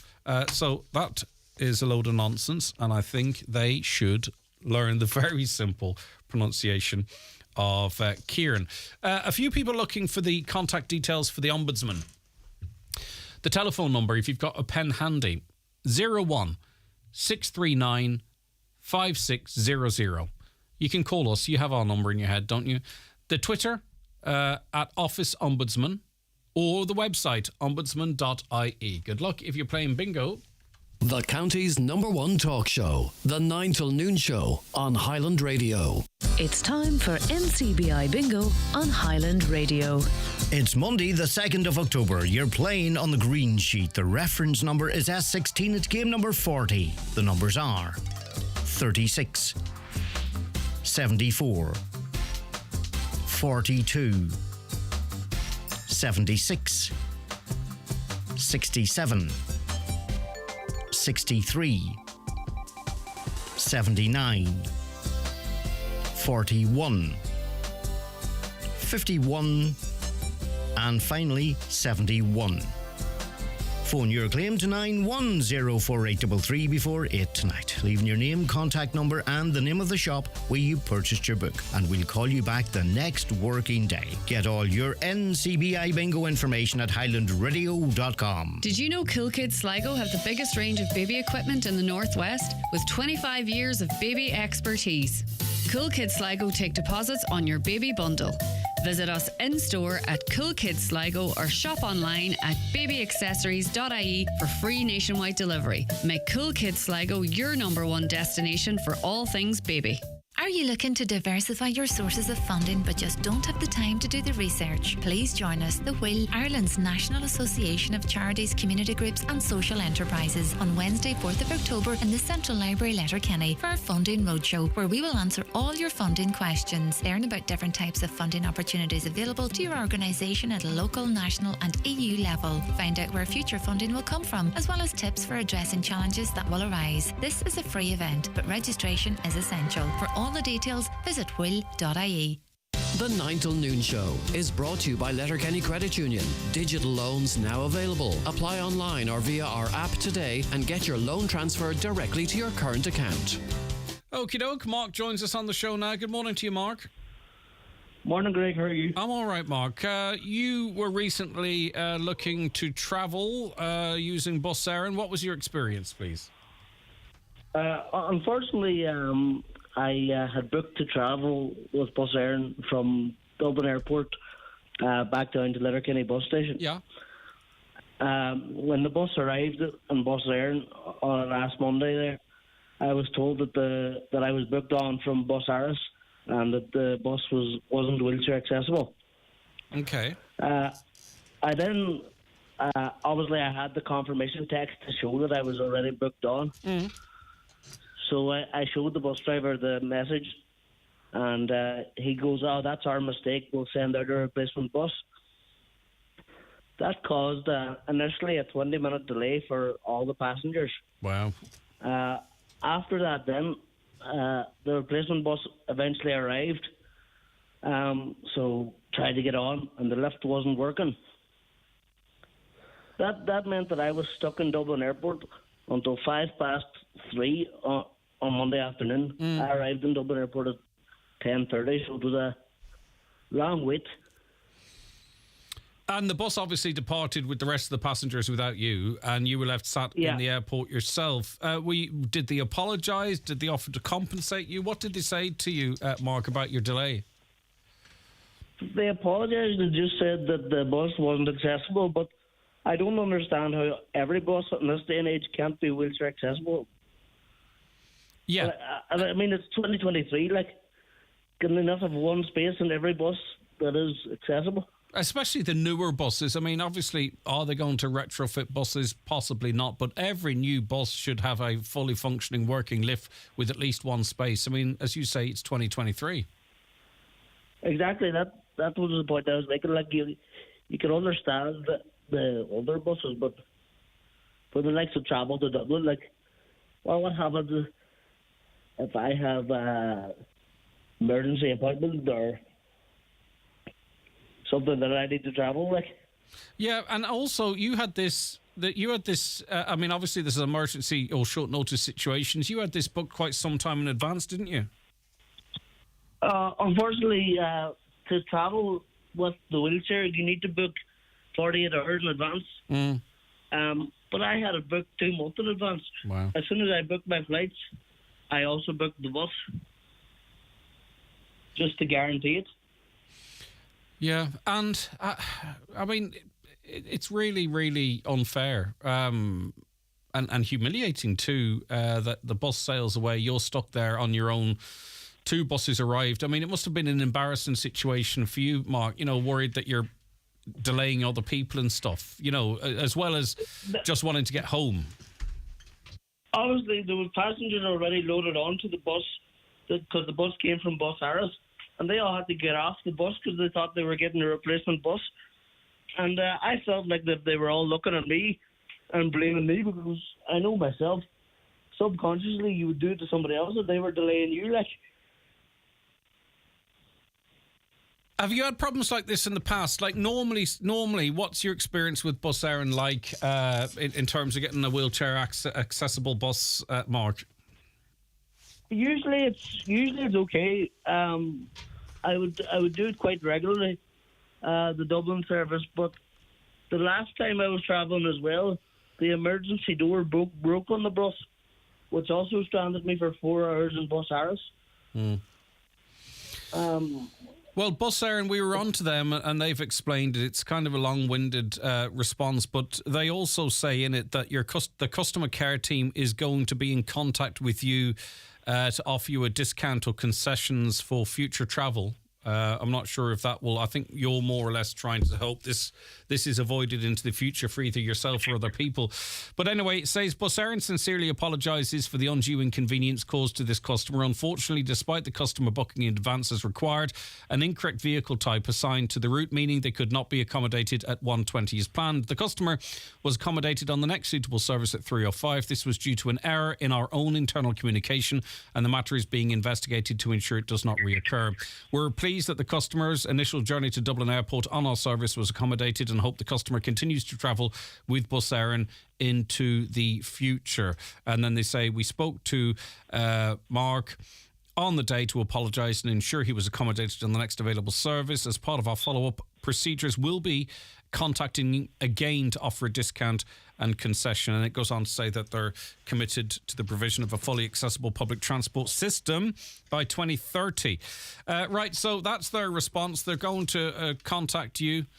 They say they have a 91% customer satisfaction level, but they've got an almost 10% dissatisfaction level. So hopefully they can reduce that, Mark, and hopefully you don't experience something like this again. But they say they will be in contact with you again on the matter. The other problem I just had, just briefly, Greg. No, it's no panic. Take your time, Mark. If I was to travel, just say, like, I have an emergency appointment in Dublin tomorrow. Yes.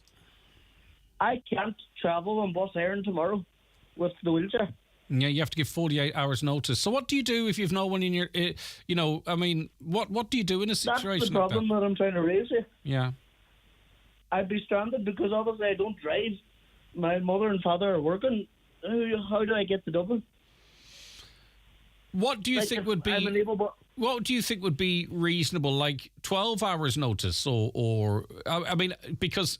Even if every bus had one wheelchair space available, Mark, it could be possible that you could arrive at the bus and someone else has already taken that space. So I presume there has to be some sort of a booking system. But what do you think would be fair and inclusive and realistic? I'm not actually sure. I haven't fully thought about that, but it's just something that came into my head while I was waiting. Yeah. On the bus, as to the fact, what happens if this was an emergency? Mm-hmm. The other point was that they've offered concessions and all. I luckily have free travel. Okay. As well. Yeah, well, it's not much use to you, of course. Yeah. The concession doesn't look like I wasn't out of pocket. Just caller wants to know, Mark, currently, can you book your tickets for the bus online? I usually just ring up to the office, but I think it is possible to book online. Okay. At a charge of €2. Lovely. There's your free travel for you. Yeah. Right. Okay. Mark, well, listen, they've responded. They say they're going to try and ensure it doesn't happen again, and maybe they'll come up with something else when they contact you after. But I think it's something we really need to look at. It's something we've covered on this programme and will continue to do so, Mark. We need 48 hours notice. That doesn't help with emergency appointments and what have you. But thank you very much for your time today. Thank you very much, Chris. All right, Mark, take care of yourself. That's listener Mark there and his experience. Okay. A caller says his wife is out €13,000 paying for ongoing procedures in the north with the cross-border scheme going back months and months. She's been asked to provide bank statements amongst other paperwork, which she has, but has not received a penny back. Again, the Ombudsman's office, I would involve them. It's something that Jerry and his team seem really... focused on, and they have a good relationship with the head of the HSE there. Another caller had his procedure in June 2020 costing €5,000 and was initially declined any money back as he went to Outlagelvin Hospital. It was never outlined to him that he had to go to a private hospital in order to avail of the scheme. The case is ongoing. Now, I would have probably presumed that it would have to have been a private hospital, but if it's not made clear and it's not something I've been through. It's interesting that HSE requires a printed bank statement as proof of payment for a procedure, particularly when the Department of Social Protection is accepting photocopies of passports as proof of identity to issue PPS numbers to asylum seekers. The passport details aren't verified with the relevant national authorities in almost all cases due to time differences or claims by the asylum seeker that they're being persecuted by their own authorities. No check is done with Interpol either. The system is open to abuse. That is a listener that's obviously heard that information somewhere or done their research on that. Can I mention a couple of scams going about? Because they're quite tricky. They're quite good. And I don't mean that in any way to credit them, but I can check my spam folder. Let's see here. A customs charge is owed for your on-post delivery. You need to pay $2.70 for your package. Please follow the link. And it's onpost.unpaid.tax.info. That is a scam. Never click a link in a text, please. Never, ever, ever click a link. That's the golden rule with all of these scams. But if you are waiting on an on-post delivery, you could get caught out. But just don't click a link in a text message or an email because it'll be a problem. If you have any concerns, you ring on post and say, I got this text, but just don't click the link. And there's 3 or 4 of them that I've received over the last while. A few saying, I've had to temporarily switch network, Dad or Mum. Can you text me on this WhatsApp number? And there begins the scam again as well. So as I say, we mention it from time to time. I know it's a bit boring and repetitive, but people are getting caught out by these scams every single day of the week. So please be careful. There's also an elaborate scam going about via email, which claims that you're being investigated for impropriety, often of a sexual nature. The idea is the shock and awe that you're so shocked and you want to completely disprove your guilt instantly. Please also be careful of them. They're quite well worded, but there are a few obvious signs that they are scams. So just a couple of things to keep in mind and keep our money at the hands of the criminals. Watch the show live now on YouTube, Facebook and at highlandradio.com. The 9 till noon show is brought to you by Letterkenny Credit Union. Seasonal loans now available for Christmas. Apply online or via our app today and get your loan transferred directly to your current account. It's Baltic out. Perfect weather to be wrapped up in a spa on a relaxing getaway in Kilkenny. We're due some westerly winds too. Perfect weather for a wild weekend surfing with your best mates in County Clare. It's lashing out. Perfect weather to soak up a little culture on a weekend break in Dublin City. Whatever the weather, it's always perfect weather to keep discovering. With great short breaks forecast right across Ireland, plan your next one now at discoverireland.ie. It's the great autumn of savings at SuperValue with over 1,000 price cuts on all the big brands you love, like Fairy Non-Biopods 33 wash was €17.90, now €9. Domestos Bleach 750ml was $2.20, now $1.75. And money off vouchers every week on the app too. So pop in for great savings in store or online this autumn at SuperValue. If you know the beauty and skincare product that suits you best, you'll find them at McGee's Chemist Letterkenny. From moisturisers, cleansers and toners to day creams and night creams, McGee's have the top brands you know and love, like Lancôme, Clarins and La Roche-Posay. Also Elizabeth Arden, Vichy, Nukes and many more. All at McGee's Chemist Main Street Letterkenny and online at mcgees.ie, where the best costs less. Toast your Christmas party this year at Century Complex with delicious food, a superb atmosphere and excellent service. We have something to suit everyone. Make your night extra special by adding a premium cinema experience. To book, call 074 912 1976 or visit centurycinemas.ie for more information on Century Complex this Christmas. Okay, sorry, I'm taken aback there. I heard Santi. Seems a bit early, but anyway. It's all good. A lot of people plan early. I know some of them get their Christmas shopping done in the first couple of months of the year. Emma Murta, Programme Manager at The Wheel. Hi, Emma. Good morning to you. Good to see you. Hi there. How are you? I'm doing good, Emma. What is At The Wheel? Oh, so, well, I can give a quick explanation. Yeah, and then we'll talk about the road shows coming up. Yeah, brilliant. So our role, we are the National Association for Community, Charity and Social Enterprise Sector Organisations.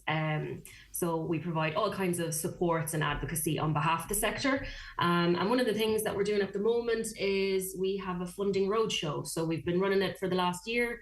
We've already been to Cork and Mayo and Sligo and Cavan and Monaghan. We're trying to get to every county in Ireland so that we can kind of come and meet local community charitable social enterprise groups where they are in their own communities and talk to them about funding, which is obviously the big kind of pressing issues that a lot of organisations are facing. Yeah, and there's an awful lot of funding sources out there, you know, be it through the council or administered by the council on a national level, EU as well, peace funding, all this type of. But I've seen some of I've seen some of the paperwork involved, and dependent on the side of the organisation or you know how good you are at form filling and what have you, it can be somewhat overwhelming, and perhaps it doesn't need to be. I presume that's where an organisation like yours comes in.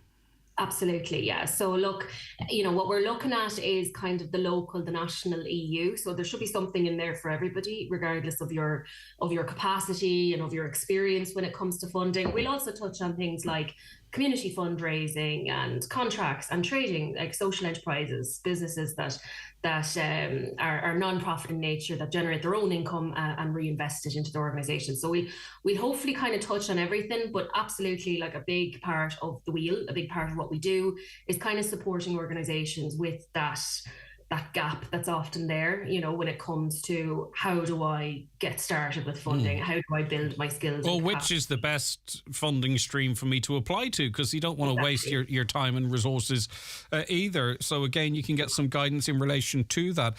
Who's at the roadshow? Who do you bring with you other than the Wheel team? Yeah, so there's a few of us, and then we are also, I suppose, very important to mention for this one is that we are, for the one in Donegal specifically, is we are partnering with Donegal County Council and the Western Development Commission, who've been really, really supportive, helping us kind of spread the word on the ground there. So they'll be there on the day, obviously, to talk a little bit about their supports and funding for the sector. But we also have kind of like a mini kind of expo of various funders. So we have things like Donegal Partnership, Donegal County Council, Community Finance Ireland and Clan Credo, who kind of provide social financing for the sector, and then a few of the different EU funding national contact points, which includes the likes of Lergus, the LIFE programme, the Environment and Climate programme, their national contact points, and the Interreg contact points in the Northern Western Region Assembly. Is it possible there are groups or organisations out there that possibly could qualify for funding, but they're not aware of it? And is it easy sort of to outline what they might be, just so someone listening involved in a group or what have you might go, oh, right, I didn't realise that perhaps we could, you know, they might have ambitious plans or modest plans, it doesn't matter. So how do you identify really, I suppose, if you are an organisation or a setup that actually can apply for funding? Yeah, well, any community, voluntary, charity, social enterprise organisation. What's a social enterprise, just so we're clear? Sorry, because I hear that often. Yeah. So social enterprise it's essentially a business. It uses business models. It creates its own income. It trades, that kind of thing. But it kind of reinvests its profits into the organisation, and it has social impact at its core. So an example of this would be the likes of charity shops or community cafes that provide inclusive employment, things like that. But they can be huge. You know, there's lots of social enterprises that are of, you know, massive scale, and, you know, everything from very small kind of community businesses right up to kind of large organizations.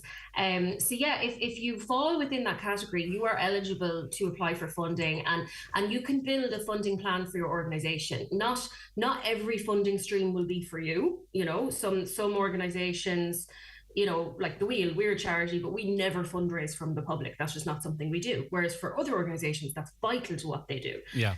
Some organizations will be applicable, you know, they can apply to certain programs. Others, you know, it just doesn't suit them. So I suppose if you're in that position where you're trying to figure out, you have ideas, you have things you want to fund, you're doing work in your community or at national level or whatever it is, and you are interested in learning about the types of funding that are out there, what's for you, what might not be for you, you know, all of that it's definitely worth I coming get along. you. Have you found in your previous events down the country that, there's a useful networking element to this too, because you're getting a lot of different organisations under the roof, and even in a relatively small community, often you don't necessarily know, what everybody else is doing or how they're doing it for that matter. Absolutely. I mean, half of it, I think, is that kind of solidarity, that realization that, like, okay, we're not in it on our own. There's other people also facing kind of similar challenges, or like vitally, there's a community a couple of towns over that is kind of trying to do a similar thing here. Why don't we group up? And, there's more kind of strength in numbers.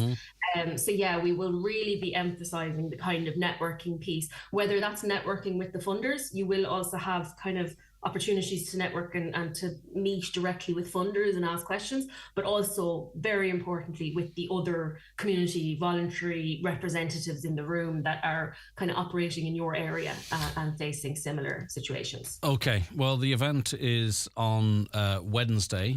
It's in Letterkenny. I haven't been told whereabouts in Letterkenny, but you can do that for me. It's the Central Library in Letterkenny. It starts at 9:30 for registration and tea and coffee, and we'll kick off at 10 a.m.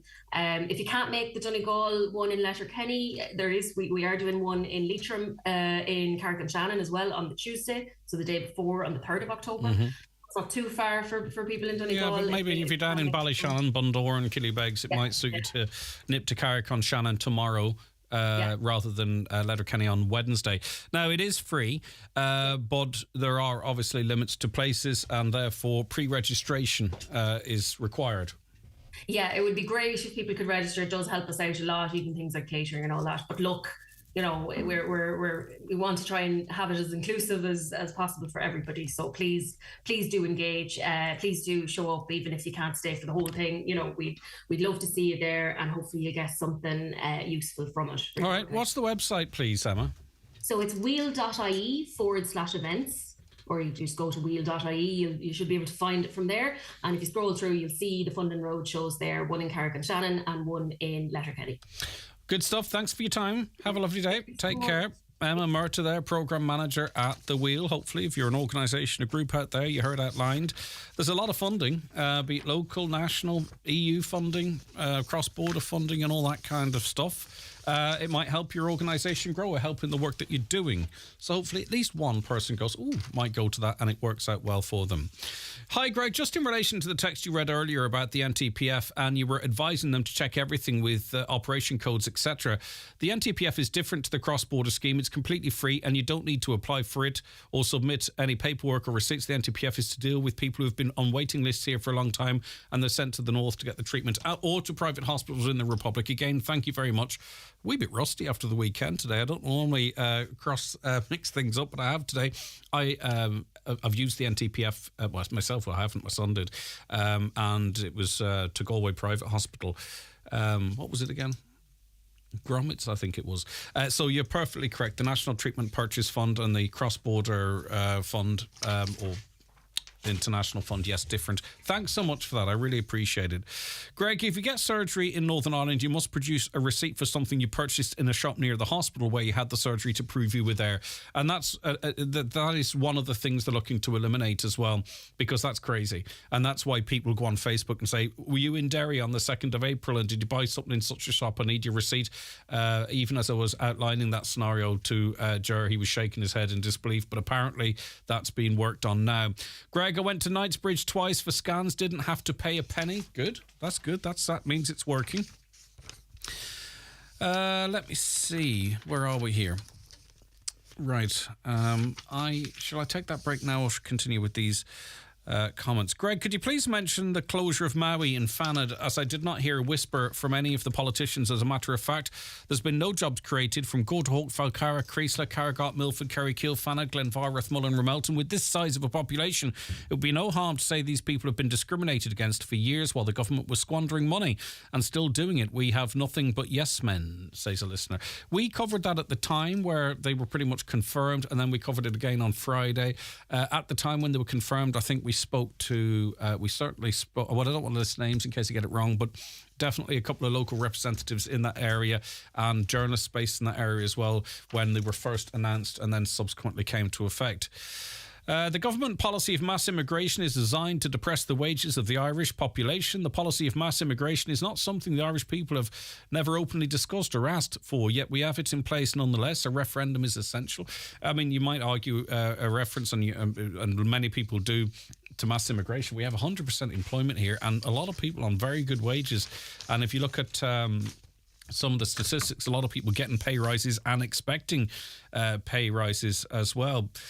Right. I want to read some of these that were carried over from Friday because they're of a nature that people might think that I avoided reading them at all. No, he's not, Caroline. There's nobody waiting. I was at a meeting last week. I was talking to Ukrainians. They told me once the benefits run out, they're away home and they're living like kings here, and also said the war, not that bad. It's the worst bit you see in the news, so wake up. I mean, I'm not saying you're not telling the truth, but that's not my experience of speaking to people. But anyway, listen, keep loading people into Ireland's lifeboat. It'll sink. Money for that, but not for Micah, says another listener. Aintu at 6% in Ulster Connacht, 5% behind Fianna Fáil, despite the media blackout that's bound to have an effect on bigger parties' elections aspirations. Do you know, funny, I was doing the papers one of the days last week, and I noted that the paper was grouping Aintu in with independents and others. And I was surprised by that because the Greens and Labour are always talked of as different. But I think, if I read correctly, Paolo Tobin, the leader of Aintu, took this up with RTE, and he said in a tweet that Aintu is not recognised by RTE as a political party, which I was really quite surprised at. Because I'd noted last week, I couldn't understand why they were grouped in with others. Now, they're still a small party, but gaining traction. I just didn't understand why they were categorised as they were. Not that I have any. Of course, I think people know I have no affiliations with any party whatsoever. But anyway, I just thought it a little bit strange. I now hate Fianna Fáil, Fine Gael, Greens with a passion, but I'm living in dread of Sinn Féin. Okay. We were never given the option of a vote or referendum about mass immigration. It has been imposed upon us. The Irish are set to become a minority in our own country in the decades to come. But who are the Irish? You vote in elections and you vote people in and their mandates, and you can see what parties stand for now ahead of council and national elections. No. So it's not a referendum as such, but you elect people based on their policies. And you give them a mandate to do, and you might say, well, I didn't give them a mandate for that. But, you know, if you are concerned in that regard, if someone's knocking at your door looking vote, say, well, what's your opinion on this, that, or the other? And you vote accordingly. That's how democracy works. But if you look at the percentages of people who are not Irish national or coming in, yes, the numbers are big, yes, they're putting pressure on, but as for of the overall percentage of the population, it's still in low single digits. But there are a lot of people that have lived here for a long time that make up around about 20% of the Irish population being non-Irish. Many of those are English that have moved over here as well or moved back here. So just look at the stats yourself, and you'll see what the story is. The 9 till noon show is brought to you by Letterkenny Credit Union, offering low-rate car loans with fast approval. Apply online at letterkennycu.ie or in office today.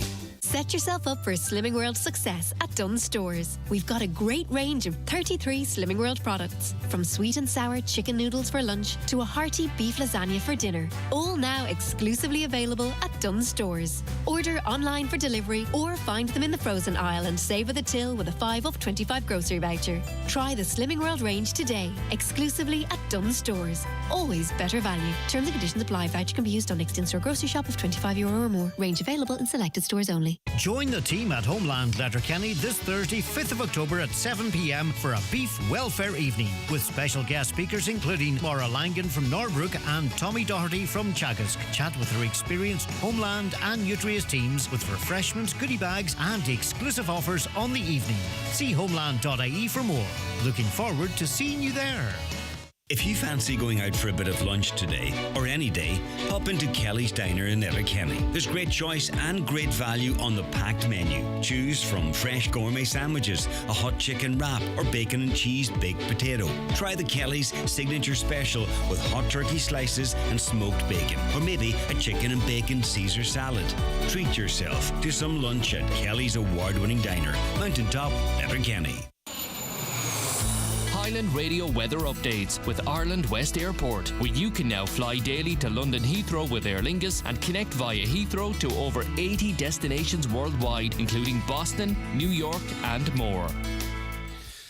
Dry for most of today with isolated showers and some spells of hazy sunshine. A band of showery rain will gradually move into western parts later this afternoon and evening. A few heavy bursts are possible. Temperatures 13 to 16 degrees. Now, as we heard at the top of the show, up to 30,000 people on their third or subsequent learner permits have never sat a driving test. And in fairness, this is a story that is recycled more than we do plastic and glass in this country, but be that as it may, it's back in the headlines. Shane O'Donoghue, editor of CompleteCar.ie. Shane, I'd be interested to find out how many of these are actually driving, because to have people who've never been tested out on the road, although there are some of those of a certain generation, but anyway, it's not good, is it? It's not good for safety. No, it really isn't. And there's no doubt, because of the length of time we're talking about people in their 30s, 40s, 50s, 60s, and you just know they're not carrying L plates, and you just know they're not making sure they're accompanied all the time. It's just not happening. No way, not to that level. So absolutely, it means we have tens of thousands of people that have never sat a driving test that are sharing the roads with us, and that's not a good situation. But it's one that's easily resolved, because rather than proof of booking a test, proof of sitting a test should be required to renew your permit. I do not understand why that is not in place already. Apparently, the RSA had a commitment to changing that by 2014, and they missed it. And then they recommitted to changing that by 2016, and they missed it. And now, apparently, there isn't a target to change that. And I really don't understand why. I think it'd be really interesting to get somebody from the RSA, the Department of Transport, on and ask why. I mean, is there a political reason or a logistical reason why that loophole can't be closed? I mean, it seems like a no-brainer, doesn't it? Yeah, I think the road traffic legislation is just a basket case as is. It needs to be chucked out and redrawn up, I think, because this is why it seems to be a struggle to change anything, especially common sense stuff like this. Yeah, you're right. There's plenty of other items we've discussed on here already that just seem, why is it that way at all? And as you say, it seems to take forever to make any little change. And I can't see why this change couldn't be made. As you say, make sure that you need to have proof of having sat your test before you're allowed to renew your learner permit. But of course, there will be a situation where there's an overlap in timings in terms of a learner permit expiring and your test coming up. And obviously there are still some delays in getting tests around the country, which people will cry foul about. But I don't think that's what we're talking about here. We're talking about the numbers aren't such that people go, well, I can't get... And a lot of them are historic as well. So, yes, definitely, there are people on learner permits that chance it and shouldn't because their younger drivers maybe have to get to work or whatever it might be. But we're not talking about that. That is a problem, and they need to sort of, hire more testers and get that sorted. What we're talking about here, though, is people of a certain vintage who are deliberately working the system, and it's not for ID purposes. Probably it is because they're battering away at it now, and they know if they're of a certain age and they're stopped at a checkpoint, they're probably not going to be asked to produce their license. Yeah, I think you're absolutely right. This is a different situation to the backlog in driving tests. I mean, I don't know what to do. You effectively have to force it through. Because these people will have to also do the EDT, the essential driver training, which they probably have never done. Certainly the people who've had learner permits for 20, 30 years, they won't have done that. And they should be made do that or something similar at least. It doesn't feel like it's outside the bounds of reality they could change the system to fix it. It just feels ludicrous that it hasn't been fixed already. I see the British government are pushing out to 2035 the phasing out of the sale of petrol and diesel cars here. Seems to be European pushback in relation to that. We have crazy targets to reach in Ireland, which we simply won't. Do you see any change in our targets coming down the line here, Shane, in the Republic? I think we'll be fully aligned with Europe eventually. So 2035, I believe, will realistically be the target. But all the car makers, the model cycle or planning, development, all that is in the order of 10 years. It's not like, you can suddenly say, oh, great, we've another 5 years. That's not how the car industry works at all. They're planning 10 years ahead. So the car industry are already planning for those timelines. But of course, the fact of the matter is the car manufacturers aren't just pandering to the European market. So there are global markets that have no intention or no targets yet for going fully electric. So there will be petrol and diesel cars manufactured around the world for quite a long time, beyond 2030, 2035. So I don't see Ireland changing beyond 2035 because that will align with Europe.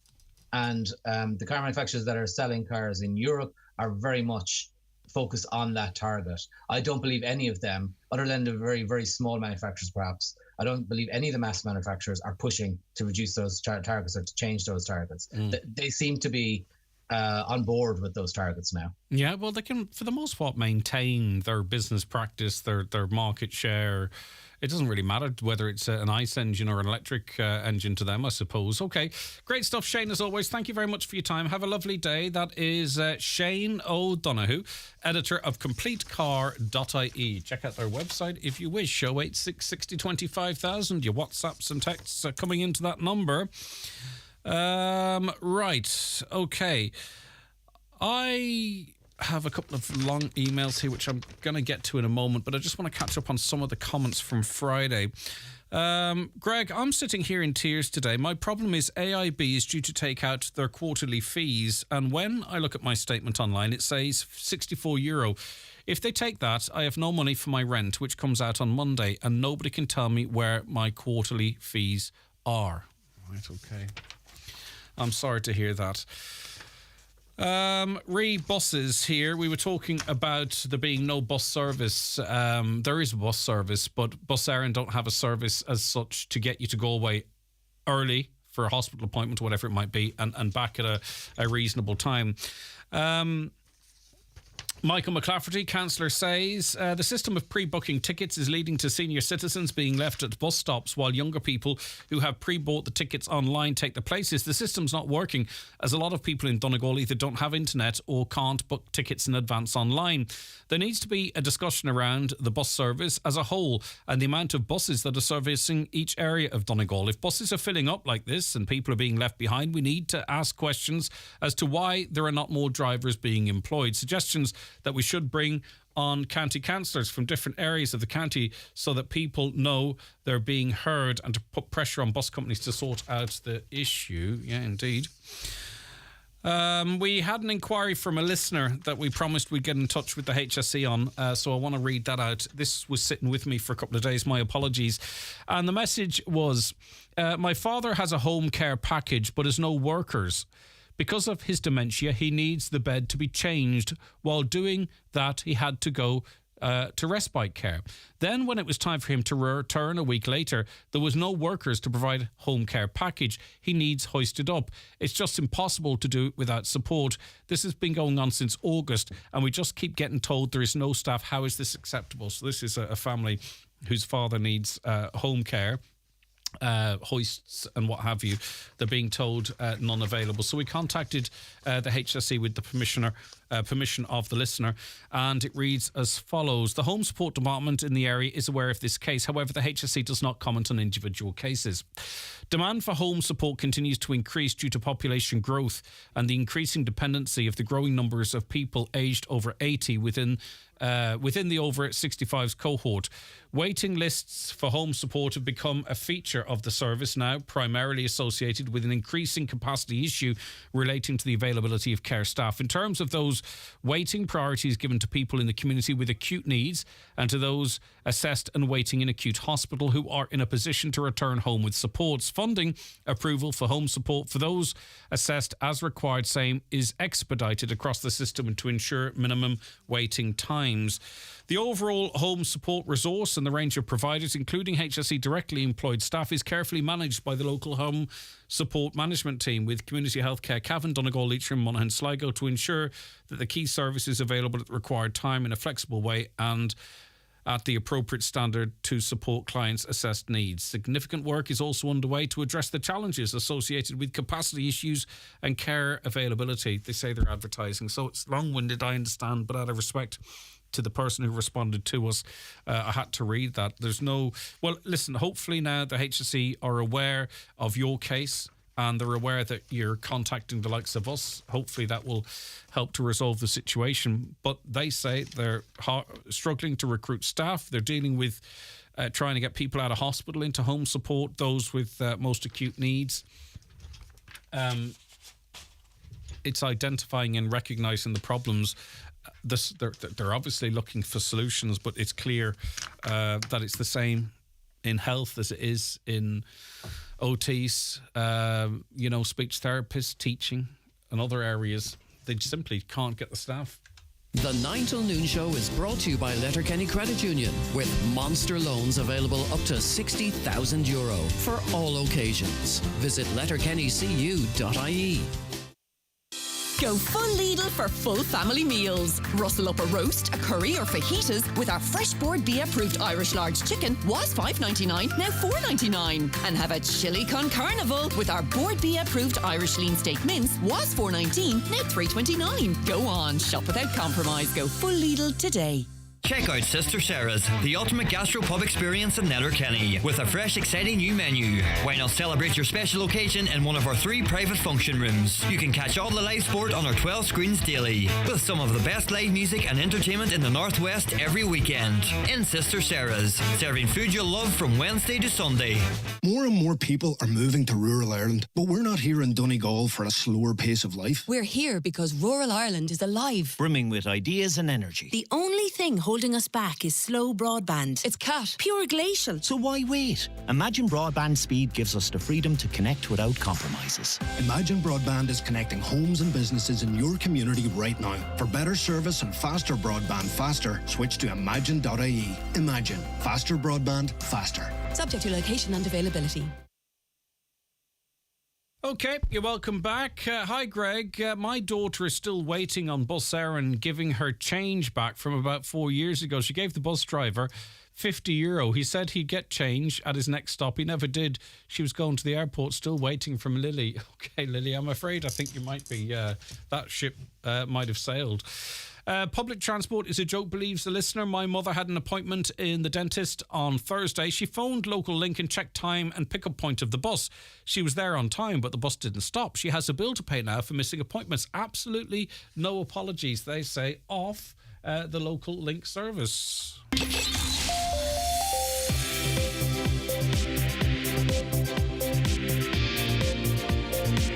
With all the stories that matter across the Northwest, it's Greg Hughes on the 9 to Noon Show on Highland Radio. Yes, indeed. Brendan Devenney is going to be joining us after 11. We've got Monday Matters and so much more besides between now and noon. But at 11 o'clock, let's get a news update and we say good morning once again to Donna Marie Doherty.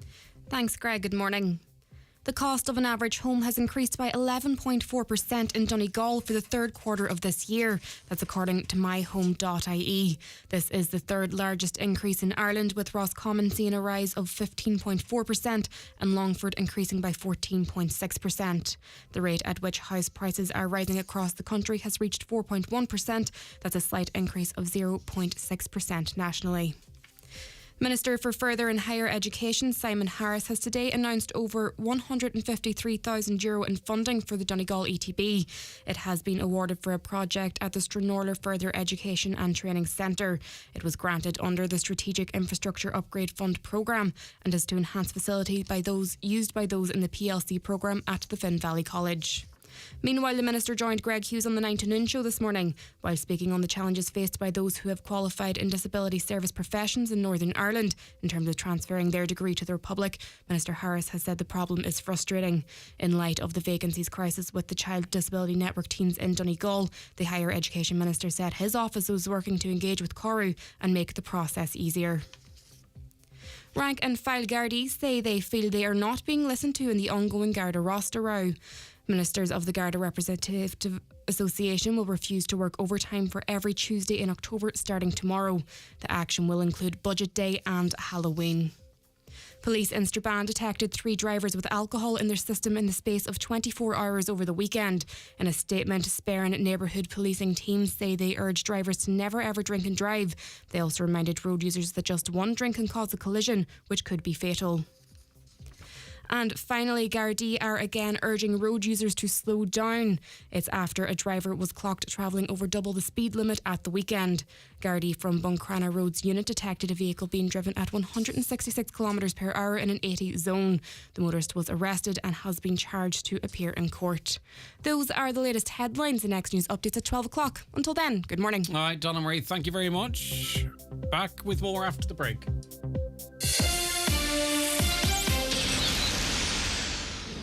So you're saying mental health difficulties can be smaller things? Yeah. Like trouble sleeping? Yeah. Or if I'm always stressed, like? Yeah. Or often anxious? They're all part of your mental health. Thought those were separate. Nope. They're all connected. Hey, how do you know all this anyway? Sure, I've been there myself.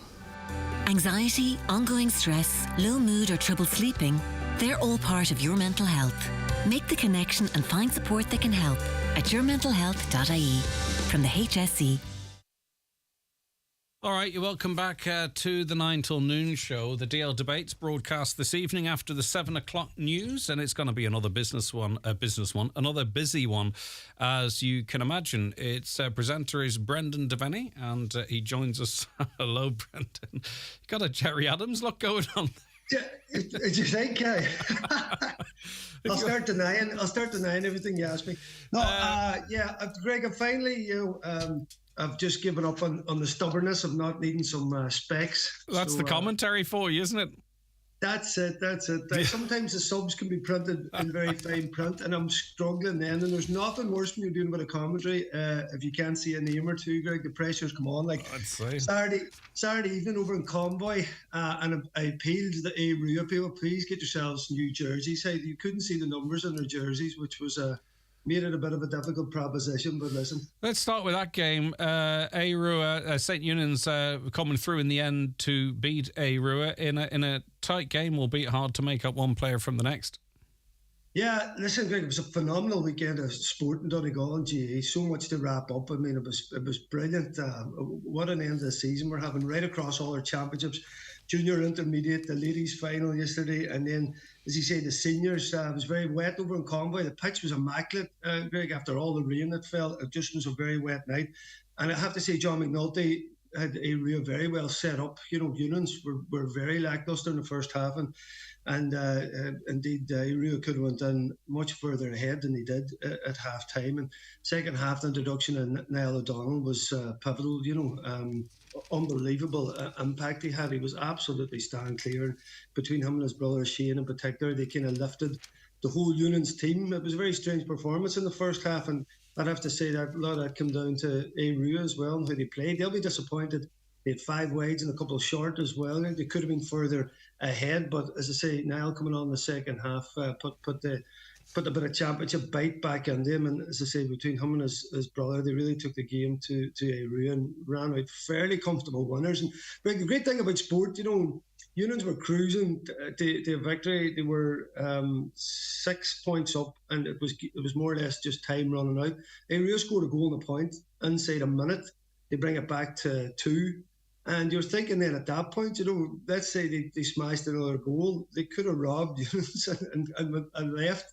So it's funny, no matter what we see in sport, and particularly I think in GA, a game can flip so quickly as it was Union stabilised and are through to the last four. Yeah, you're also at Gweedore or draw. How did that experiment of not having goalkeepers go? Yes. By the way, that wasn't a dig at the quality of goalkeepers, by the way. But I mean, 8 goals. It's you don't see it too often. Right, that's it. We had 5 scores at half time at that game on Saturday night, the Union's Aru game. We had 22 scores in Falcara yesterday. Beautiful day too, down in Park de Finnan, and just I couldn't believe what I was seeing. Like, it was just raining goals. I mean, 5-14 to 3-11, a scoreline you don't see too often in Donegal club football. And I was talking to the boys. Gweedore actually had a couple of very low scoring games against Dunlow. No goals in a couple of games, and then an absolute flood of games. And I talked to John Ross Malloy after the match, just about half time, about Gweedore did seem to get a bit of defensive shape in the second half, and Ardra just stuck to their guns and went for it. They were applauded off the pitch by their supporters, Greg. A lot of people didn't think Ardra would make it this far. So I think there's a thought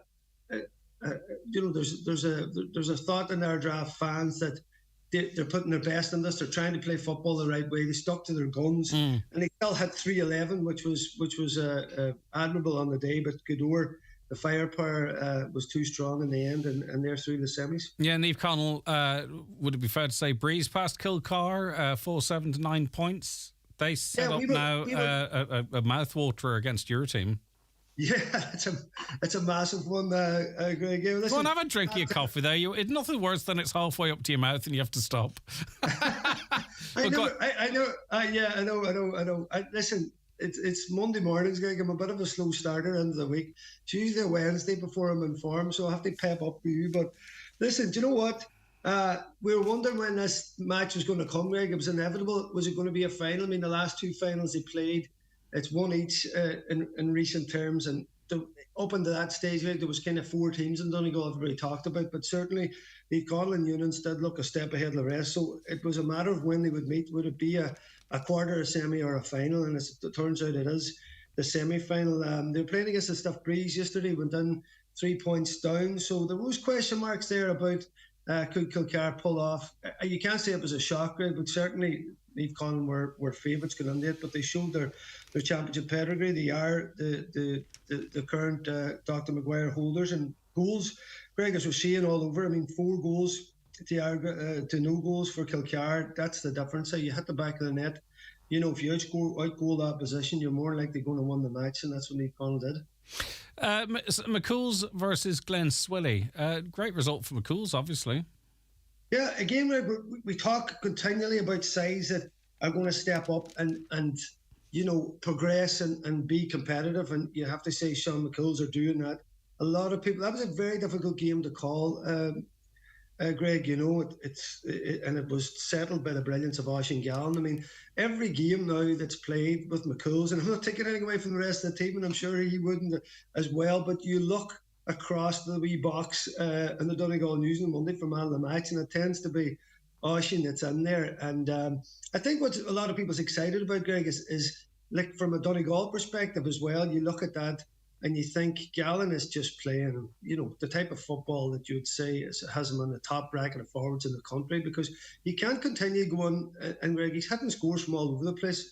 He is such a danger, and he's going to be a massive card. But for now, it's McCool's that he's the star man, and Glen Swilly, I suppose, again, another club that's coming through a bit of a change. They have a new wave of young players to join some of their seasoned top boys, ex-county boys, and of course led by Michael. But it was Oisín's day, and now the way the draw is, Greg, that the fact that you're going to have Gweedore or McCool's in, it's been a long time since either of them have been in a county final, and that type of thing's good, I think, Greg, in terms of it progresses teams. If you take a team all the way to a county final, no matter what happens in that final, then it's a massive step for you to. And it comes down to one game, and you just never know. I mean, the gaps aren't perhaps as wide as they once were. I was in McCool Park, believe it or not, at the weekend.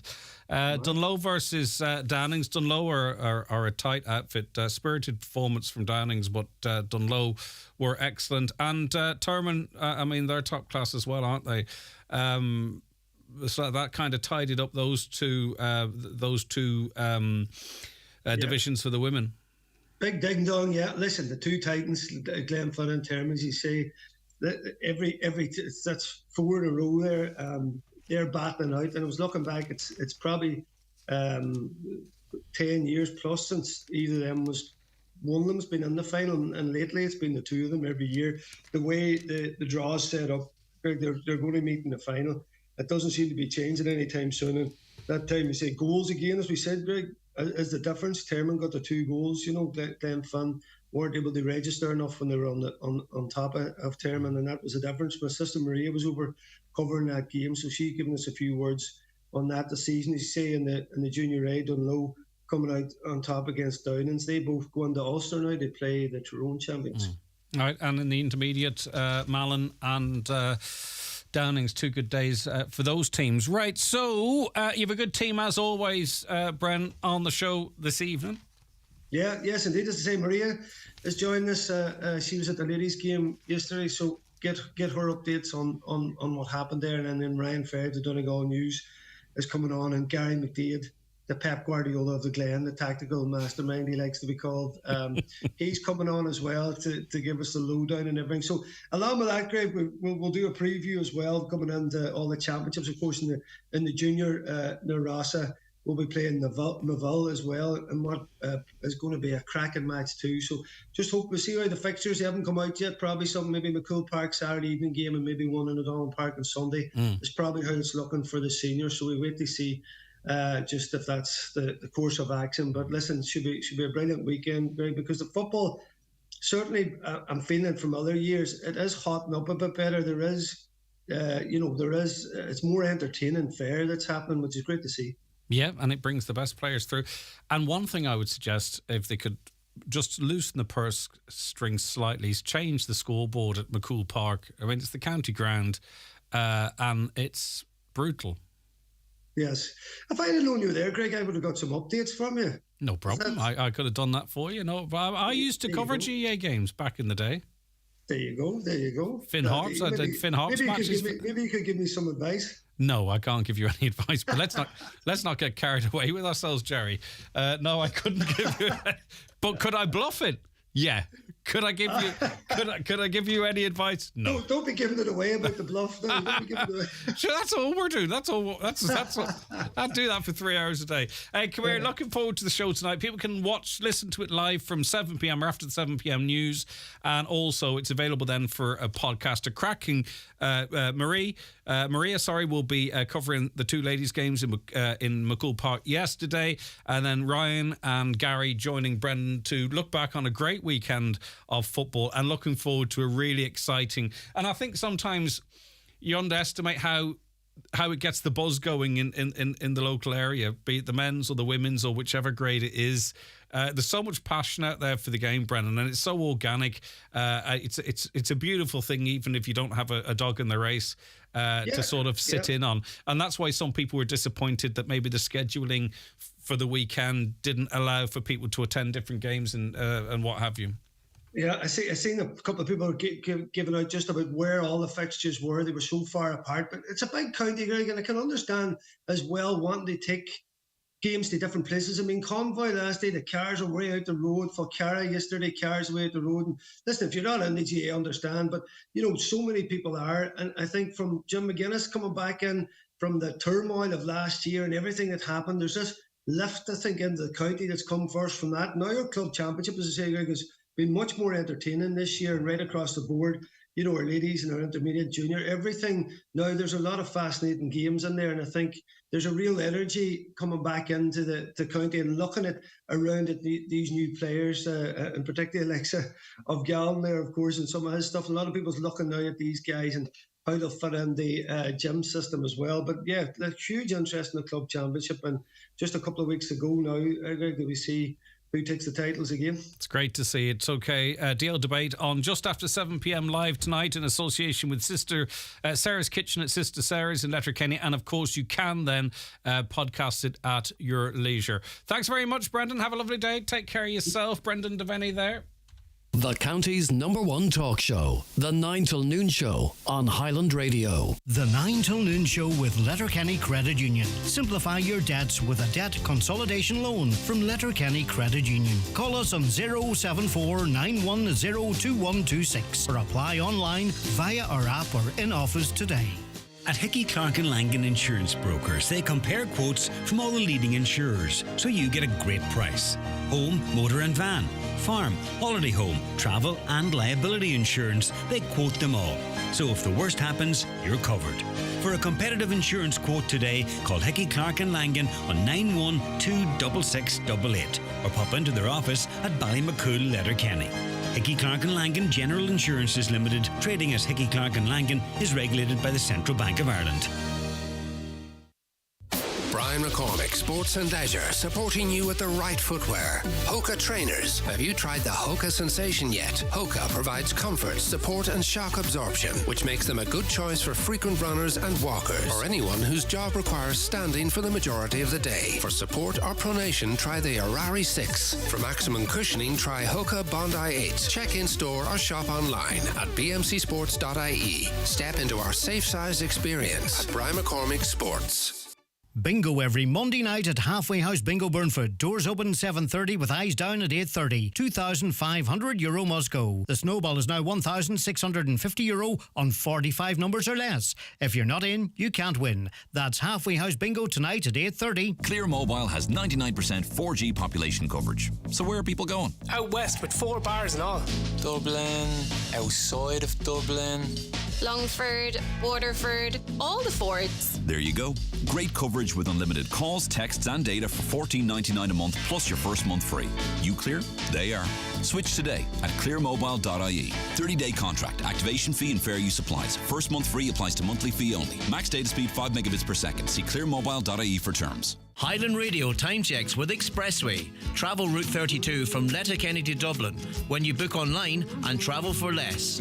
Expressway, bringing you the time at... It is 11:18, just turning here on the 9 till Noon Show. Now it's time for a Monday Focus, where we set aside a piece of time to talk about something that affects people, be it health or whatever it might be. And today we're talking about gambling and gambling supports, gambling therapy and support services. Anytime we bring up the topic of gambling on this show, people text and go, thanks very much for talking about this, because it's often very hidden, very secretive. It's affecting an awful lot of people, be the person gambling or the person around them. And I think sometimes then just simply talking about it makes those people perhaps not feel so isolated as they might. Gertrude Houghton is Gambling Support Counsellor with the Finn Valley FRC and is in studio with us. Good morning to you, Gertrude. Good morning, Greg. And we're also joined by Tony O'Reilly, Gambling Addiction Counsellor and co-author of Tony 10. Tony, thank you very much for joining us. Morning, Greg. Thanks for having us on. No, it's good to let people know, Gertrude, that there are supports there available. What kind of services do you provide? Yeah, we're one of 22 family resource centres in Ireland who have applied through the National Forum of Family Resource Centres to run this service for families of gamblers or gamblers themselves. So we are a counselling service and a family support service for those people affected. Yeah. And it's while we do it in the Finn Valley Family Resource Centre in Stranorlar, I've been lucky enough to be able to do outreach in Letterkenny as well, and so gambling addiction is a widespread problem that's not necessarily easily quantified, is it? In other words, how bad, how many, you know what I mean, how widespread in communities, gambling addiction is? Yeah. Because we associate it with horse racing, but it could be online bingo, or it could be scratch cards, or it could, you know what I mean? There's so many now. Like, Tony will be able to tell you a wee bit more even about his journey, but, like you say, the bingo, the online bingo, like people just start off maybe with a simple game on their phone, and before long, it turns into an addiction. And we're not talking about your local community bingo here. We're on about bingo specific online apps where it's just 8 cents to play or something like that there, and next thing you know. And the thing about it is you get a lot of free, where you can keep playing. You don't even have to get out of your bed. Your phone's beside you and you go on, and that leads to the bigger stuff then as well. And like that, going into bookie shops and all. I mean, people can enjoy those and do a little bit of it, the Grand Nash, different things, but there's some people who it's really affecting. And also too, as well, and I'm preempting some text coming in here, but there are casinos as well, and I've heard stories of people on the show, their partner doesn't come back because they go straight with the wages to the arcade and they come back and there's nothing. That's right, Greg. And it's Friday and there's nothing there. And Greg, for most, like you take the bars, like a lot of people would say, well, they can go to the pub and things, but there's an opening and closing time. There's very little at the minute around closing of the arcades, and often very little light, often no clocks. You take people going to the disco down the town, if they're thrown out of there, where do they go? They go down to the local arcade. They can get in there in the middle of the night. Yeah, and Tony, we're going to talk about, obviously the services and how people can get help, but it's what we're up against in that the way things are constructed now, gambling is just perfectly normalised. You listen to local, national, doesn't matter what it is, sport, you can't enjoy it unless you're betting on it. That could be a throw-in or it could be two flies running up the wall. Our younger people, from a very early age, through the likes of FIFA, or it's not called FIFA anymore, but EA, it's about you buy a pack and you open the pack and you get the release of what it is. If it's Fortnite, you're running around, you're opening chests, you don't know what's going to come out with it.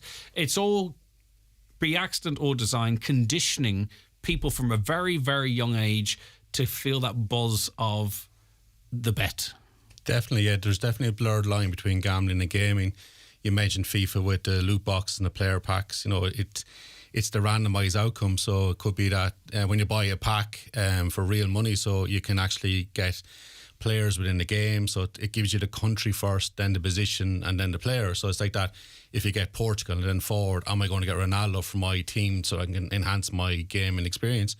But also in Grand Theft Auto, there's actually a virtual casino within the game where people can use real world money to play casino type games, very similar to what you see on online, which can normalise gambling and give a false sense that it's also easier. And then you have social media influencers who will have videos on how to win more money in the specific high roller tables within this game as well. And we're seeing a lot of when I do a lot of the school talks with students, we'll talk about 8-ball pool. There's a lot of gambling elements in that. So kind of it normalised the whole behaviour. So what I'm trying to get at, and what you're articulating far better than I could, by the time we get to the point where someone with their own card can sort of start getting caught up in gambling, there's a conditioning that's been ongoing, a normalisation of it. Yeah, very much so. And even with the lights and the jingles, they're all conditioned to keep us playing for longer, or keep us online for longer. Like Snapchat, I don't have myself, but my daughter has it, and she talks about being on a streak with her friend. I said, what's a streak? Well, I text her every day. It's like a streak that it shows I've been texting her each day for the last 300 days. So all these sites are designed to keep us on there for longer. And also, if you don't mind me, on Facebook, for an example, and the same with TikTok, Facebook design, you pull down on your feed and it reloads again. Yeah. And it's the same psychology used as pulling the one-armed bandit in the casino. Yeah, it's this that is the logic, because you keep pulling down and you get another surprise. It's the exact same as putting 10 senses in and pulling the arm of the one-armed bandit. So again, it's another area that casually we're being sort of conditioned. Very much so, and conditioned is the word you used. It's normalising gambling in our society, but also with school kids, it's the ability to place a bet is there because of the lack of legislation and regulation. I've done plenty of school talks where the students age 15 all have online accounts, and I'd ask them, how do you have that? Well, I can manipulate the data on my phone so I can open up an online account, bet freely. Yeah, you mentioned Facebook. If you go through any of your feed in Facebook, generally if you follow sports teams, they might have enhanced odds for Liverpool Spurs the weekend for Liverpool to win 50-1. So it's kind of dragging people in and normalising it within young people.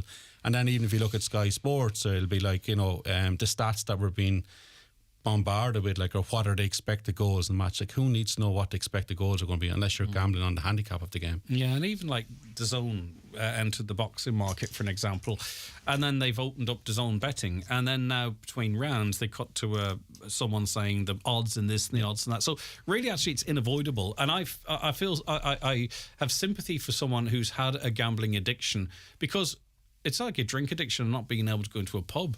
A gambling addiction, could you even watch any sport without it being rammed down your throat every which way? Go ahead, Gertrude. No, definitely, yes, you're so right about that. And you mentioned there, Greg, about putting in the few cents into the machines. You can't even put in coins anymore. It's notes. So that's how, and you just tell how much money you can lose in a very short period of time as well. Yeah. So that could be like a family's income in a couple of hours. Just Tony, you're an author, obviously, and a gambling addiction counsellor, and you've talked about the talks that you give and what have you. What is your background, Tony, if you don't mind me asking? Before I became addiction counsellor, my background would have been finance. So I was a post office manager with An Post, and when my gambling addiction got worse and worse and I got deeper and deeper into it, I done the unthinkable for me. I started stealing from my employer. I was on the radio station before, after the book came out. I think I was interviewed before, and so it spiraled very, very quickly to stealing more and more money. What's the emotion when? What do you think? Is it chasing losses? Is that really the driver? Chasing wins and then chasing losses. So if you say, right, I'll borrow this money from my employer or whatever it might be, and when is there a justification? Do you realise that you're committing a crime? To say for fraud to happen, three elements have to be present: pressure, opportunity, and rationalisation. So the pressure I was under was absolutely huge. I was there. Like my loan payments were going out each week. I was just about keeping my head above water, and because I had the opportunity to get access to the safes, I started rationalising what I started doing, because I'll just borrow it, and you're so convinced you're going to win and pay it back, but in essence you're stealing, you're committing a crime, but you don't see it as that. You rationalise each moment. In the same way as Gertrude was saying, that if someone's putting that last couple of €100 into the machines, they don't rationalise in that moment. They don't think about the consequence that we're not going to have food on the table, because you're in that, your brain has been hijacked at that stage. You're gone past that point of no return. And the thing is, and the reason why it's such a successful addiction, so to speak, is because there's no outcome, there's no win. So say, for instance, you put €1,000 on 1,000 to 1 shot. You don't close your accounts and go, well, that's that. My gambling career is over, because it's not really the accumulation of wealth that's driving the addiction, is it, Tony? I suppose it varies from person to person. It does. Maybe my example was you end up with $1 million, but downgrade that. I mean, that's not enough. You'll always hear it's about being in action, and it's chasing wins or chasing that winning feeling. And you always say, if you're using gambling to help you, whether it's financially or emotionally, you're on that slippery slope.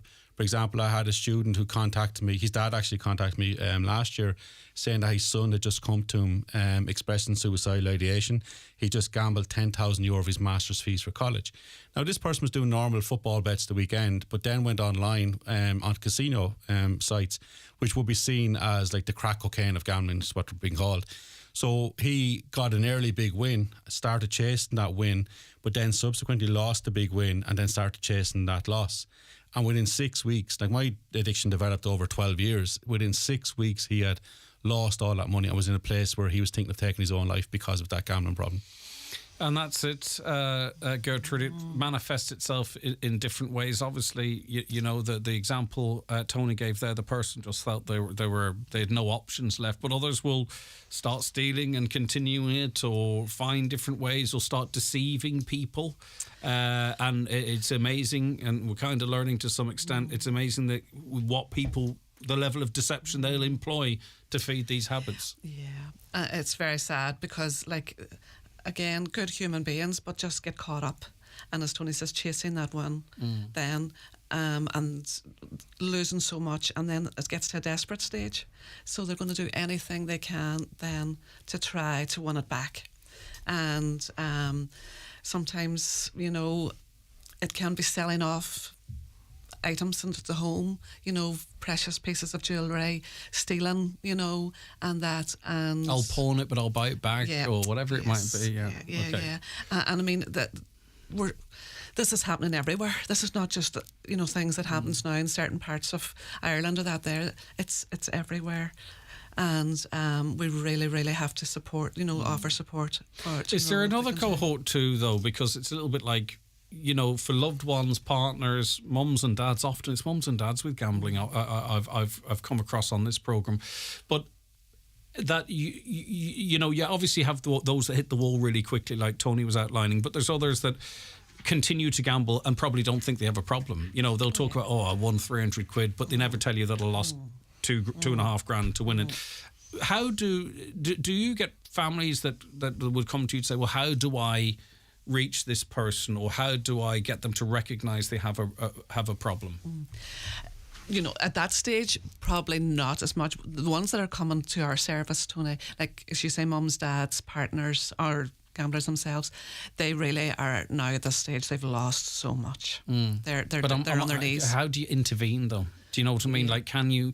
Well, if they that's it, because like as Tony said, to some extent, they will have made plans maybe to take their own life. Could anyone have stopped you in your tracks if they'd have spotted what was going on? Depends on timing. Like, you're asking how to intervene. It depends on the timing. So, like, I didn't set out to become a compulsive gambler. There's a continuum. So I started off as a non-gambler, and then I worked my way right through to having a gambling disorder. So it really is about timing of when either a person realised themselves, or a family member, or even sometimes it can be a colleague or a friend. So there was a point past when I started stealing money. I wouldn't have wanted to stop, because it was always about trying to get back to zero.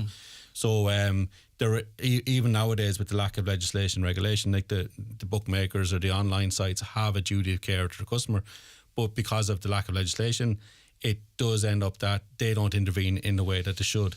And there is that fine line, or that that tipping point where if the person goes beyond that, they're gone into a place where it's very hard to pull them back, and the person has to want to get the help and support. And a lot of times it can be the family members looking for advice or information, but the person themselves is still convinced they can gamble their way out of the problem. Whereas I think it's commonly accepted, I can't drink my way out of a drink problem, but the gambler's so convinced one big win, I'll fix it all. So I just have to keep on doing. And they can genuinely believe that if they get to zero, they'll walk away. Yeah, but even if I got to zero, but you can believe it. Yeah. That's why it's sort of it's almost perfect addiction, because because it's unachievable almost. It's what about the notifications I get now? I have a few apps on my phone. I haven't used them for yonks, but the one app that pushes me all the time is the Lotto app.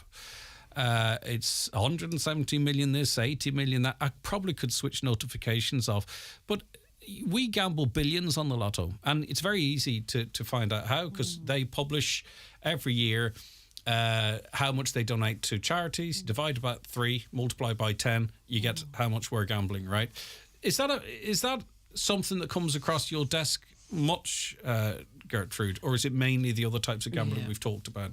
To date, with me, Greg, for the last year and a half, it's not the Lotto. Would be like some scratch cards would be big problems and things like that then, because they maybe go off one thing and they go on another. I get you. Yeah. So what are the what way are people mostly addicted in the last couple of years? It would be the bookie shops. Yeah. It would be the arcades. And it would also be online on their phones then, and that can be around, say, the simple game starts off as bingo and that, or it can be then where there's matches coming up and getting the results and things like that there. Males, I suppose, would be, I suppose it's more acceptable for them to be seen in the bookie shops and things like that. So women tend to maybe go to the arcades or on their phones. Yeah, okay. Not that males do that as well. Right, we're going to talk more about the services, the events coming up. More maybe some advice from Tony about how if you're listening to this and it's resonating with you and you want to make a change as to how you might. But we have to take a very quick break, and then we'll be right back with more from Gertrude and Tony. Watch the show live now on YouTube, Facebook and at highlandradio.com. The 9 till noon show with Letterkenny Credit Union, now offering mortgages from €40,000 to €600,000 with no hidden fees or transaction charges.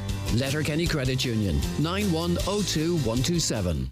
At Shannon Airport, we know what makes a dream holiday. It's not just the huge choice of destinations like Lanzarote, Malaga, Edinburgh, Paris, and Boston. It's the unique features that make getting through our airport a dream, like affordable, easy access parking just steps away from your departure gate. So whatever dream holiday you're packing for, head for shannonairport.ie. With more destinations than ever and a hassle-free airport experience, we'll get your holiday off to a dream start. Shannon Airport, making it easy. Do you need a little extra help staying in your home? At Bluebird Care, we offer a wide variety of QMark-approved personalised home care services across Donegal. And our fully trained and committed staff will always meet your care needs with kindness, compassion and dignity. To get your personal home care assessment plan, visit bluebirdcare.ie or call our care team today on 07491 29562 and bring care home. The Seamus Grant Festival, a weekend of the best in traditional music, singing and dance in Clonmany from the 13th to the 15th of October. Concerts featuring Thomas Drain, Paula and Melanie Houghton and the amazing Frankie Gavin. Tickets on Eventbrite or pay at the door. Check out full programme on Facebook or log on to SeamusGrantWeekend.com. Clonmany, 13th to the 15th of October is the place to be. Transform your home with a visit to McGinley's Furniture, Letterkenny, located at the Portlink Business Park just off the Port Road. You'll find a huge selection of top-quality suites, beds and mattresses, also slide robes and custom-made dining and occasional furniture, with prices to suit every budget. See the great choice for yourself at our showroom, McGinley's Furniture, Portlink Business Park, Port Road, Letterkenny. Click mcginleysfurniture.com. Okay, some of your comments coming in as part of this Monday Focus. Our guest Gertrude, I beg your pardon, and Tony is still with us. Hi, Greg.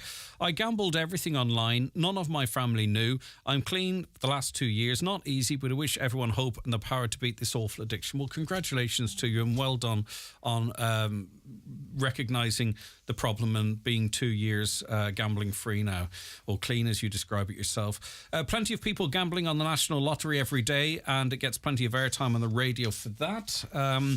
Seaside town resorts have big mega gaming gambling casinos, no support networks for the people. And my son had a gambling problem, but it was all online on his phone, hence why no one knew about it until it was too late. Getting him off it all was a very difficult journey. He spent most of lunch breaks glued to his phone, but sure, no one pay any attention to that these days. Yeah, this is a new problem which you have both identified and recognised. It's in your pocket. So I can take this phone out. I never had the money. I can gamble at anything that I want. There's an event taking place tomorrow night from 7 p.m. until 9 p.m. It's in Jackson's Hotel on gambling and gaming addiction. Tony, you'll be speaking at that. Yep. What is the message you want to get across to people? So I suppose the event tomorrow night is mainly for the community. We have an event in the FRC tonight mainly for professionals, but tomorrow night's for parents of some of the students who will be speaking to over the next couple of days. And it's me sharing my lived experience of gambling, showing how it started off at a £1 bet on the World Cup in '98 and how it developed into an addiction which saw me stealing 1.75 million from my employer. And it's also a little bit around gaming, so it shows the blurred line between the two. So generally with parents, they're really interested in the gaming side, because as we mentioned, there's gambling elements within games, and our kids could be playing games and we don't know that there's actually gambling elements. Like my own daughter for a long time, a couple of years ago, was playing Roblox, and there's lots of spinny things in it and open up war chests and all this kind of stuff in it. And there has been examples where kids have cleared out their parents' credit cards to buy these in-game purchases. I've worked with numerous people with gaming where €5,000 was gone off one parent's credit card, another person gambled €10,000 of his own money, or gambled, I say, but spent on player packs, which is a sense of gambling. I mean, it is gambling. So if someone says, I've cleaned my room, can I have €12 for a player pack for EA Sports? They're gambling because it's a game of chance. Randomised outcome. Randomised outcome, exactly. That's exactly it. And for some of those young people, they get their parents' card once. You know, when the temptation comes next and the parent mightn't be at home, they use the card again, and before, as Tony says, too late, their account's wiped out. So I suppose the event is to really highlight gambling and gaming addiction, and especially with young people, because adolescents are now twice the prevalence of the adult population for gambling problems because of the ease of access, as you were saying, with the mobile phone, but the normalisation of gambling within sport as well. So it's really to have a conversation around gaming and gambling, and mainly gambling. And a lot of times when the parents do come, to get so much from the talk so that they can have the conversations at home with their... Does there need to be a bigger crackdown on the industry? Because you hear people who want to be forgotten by them, but they still get the emails and stuff. And I don't think, unless someone's really got that addiction, understand how that can be such a trigger. Yeah, I think we need legislation regulation. We're working from 1931 and 1956 game and lottery acts. Now the regulator has been put in place, so hopefully by this time next year we'll have up-to-date regulation. It's a complex piece of work, but if it stops people from falling over the cliff, as I did and many others have, we need to have those things in place. Yeah, and people, when the fun stop, some of that's, it's box ticking stuff. It's like drinkaware.ie. Really, it's not like don't drink away. You know what I mean? It's a bit of box. I mean, it's something, but it's not really effective in what we're talking about here. It puts all the onus on the individual to stop. Like when the fun stops, take time to think. Go, oh right, okay, I'm going to stop. If a person's addicted to anything, and you mentioned like being people stuck on their smartphones, we can't in that moment because the brain is hijacked. It's only when we come out of that gambling frenzy, as I call it, we get a certain amount of clarity, or I need to stop this, but then gambling will create its own problems as well. So the messaging needs to stop in that sense. We need to have proper advertisement to show the other side of it. How do you control... I mean, do you know how someone who's an alcoholic will, it's a day at a time, you know what I mean? And they won't say, I'm no longer an alcoholic as such. How do you, someone who, I mean, obviously experienced some rushes, given the amounts that you were gambling and what have you. Is it a day-to-day thing with gambling, or is it something that you can sort of say, well, I don't gamble anymore and that's that and I'm cured? It's very much so. I'm in recovery the last 12 and a half years. Yeah. I still give control of money to my partner. I have very limited access to money. Are there triggers, Tony? Oh, there are. There's triggers when you're watching sport, as you said, like the odds coming on, Ray Winston coming on before the game saying X player is going to be Y odds to score. But it's the internal triggers that are mine. It's when I'm overwhelmed, when I'm, if I look back at the underlying issues for me, it's insecurities around myself and around jobs even. It's also that feeling of not being good enough or good at anything. And at times those internal triggers are very much there. And I end up getting triggered into wanting to escape into something. And if I'm being totally honest, shopping was there before the gambling and it has slipped back in. So I have to be very mindful of that type of behaviour. Gertrude, some general advice about your services and who can avail of them and how they should. I want you to make sure that you feel that you've got everything out that you want to before you depart. I want to give you the contact details and that, Greg. And I suppose just, what Tony was saying there as well, that family support is very important for people too when they're at that low ebb, and reaching out, communicating with somebody is great. And like somebody taking over the finances for them if they really are struggling with it, so important.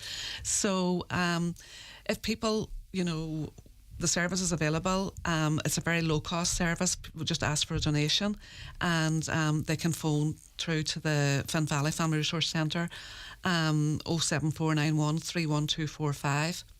And there's a mobile number that can be handed out as well. People can email gamblingsupport@epfss.ie. But anybody wants to come along tomorrow evening, it's open, as Tony says, to the community, parents, people themselves maybe who are gamblers. Nobody's going to know why anybody's there. So there will be leaflets there as well that people can pick up and take away and make contact themselves maybe at another time then as well. And the cases can be really complex too, because you talk about maybe a partner, have been lucky enough to have a partner to take over the finances. You can lose everything through gambling, not just your finances, but you can burn bridges with your family. And I'm sure there's many marriages and relationships that have broken up off the back of it, and people can be in really desperate, dire straits. And the good thing is now the younger people are coming forward for support. I was even listening there. I thought it was a very good, one of my clients would have said to me one time that the best advice he ever got was from an old man in the bookie shop who was in every day and had his few pounds just, but never went above that. But he says, son, the day that you'll want and hear, he says, is the day you give it up. Yeah. Yeah, indeed. And that was good advice. Yeah, for sure. Okay, we have those support details, but the main encouragement is to get people to go along to, and no one knows why you're going, by the way. It's an event tomorrow evening from 7 to 9 p.m. in beautiful Jackson's Hotel. It's on gambling and gaming addiction, and maybe there's someone in your life you can bring with them and it will resonate with them. And the hope is Tony, that people's lives are turned around. There is support, there's helps there, that it's not a hopeless situation. I mean, you know, you've come back from as bad as probably it can get in terms of, you know, fraud and theft and million, you know what I mean? So if you can sit here now and be an addiction counsellor and an author, that pretty much means most people hopefully should be able to turn their lives around. Yeah, the story is a story of hope, of how to come through. It doesn't necessarily have to become an addiction counsellor. It's that hope that that's why I told the story, probably try and instill that hope that no matter how bad the person or the family members think the situation is, and it's very important to say it doesn't necessarily have to be the millions or have to be how it impacts your mental health and that could be someone gambling €100 a week or €10 a week. And even for tomorrow night, for people to come just to hear the story, but to also get an insight into gambling. It doesn't have to be that they've been impacted by it, but just generally to get a sense of it, because it is something. It's the fastest growing addiction of the 21st century, and something that you may be impacted down the line. And I think that's so important. Yeah, and I think because it's something isn't consumed or something, it kind of doesn't get the sometimes we do here, but sometimes it doesn't get necessarily the focus it might.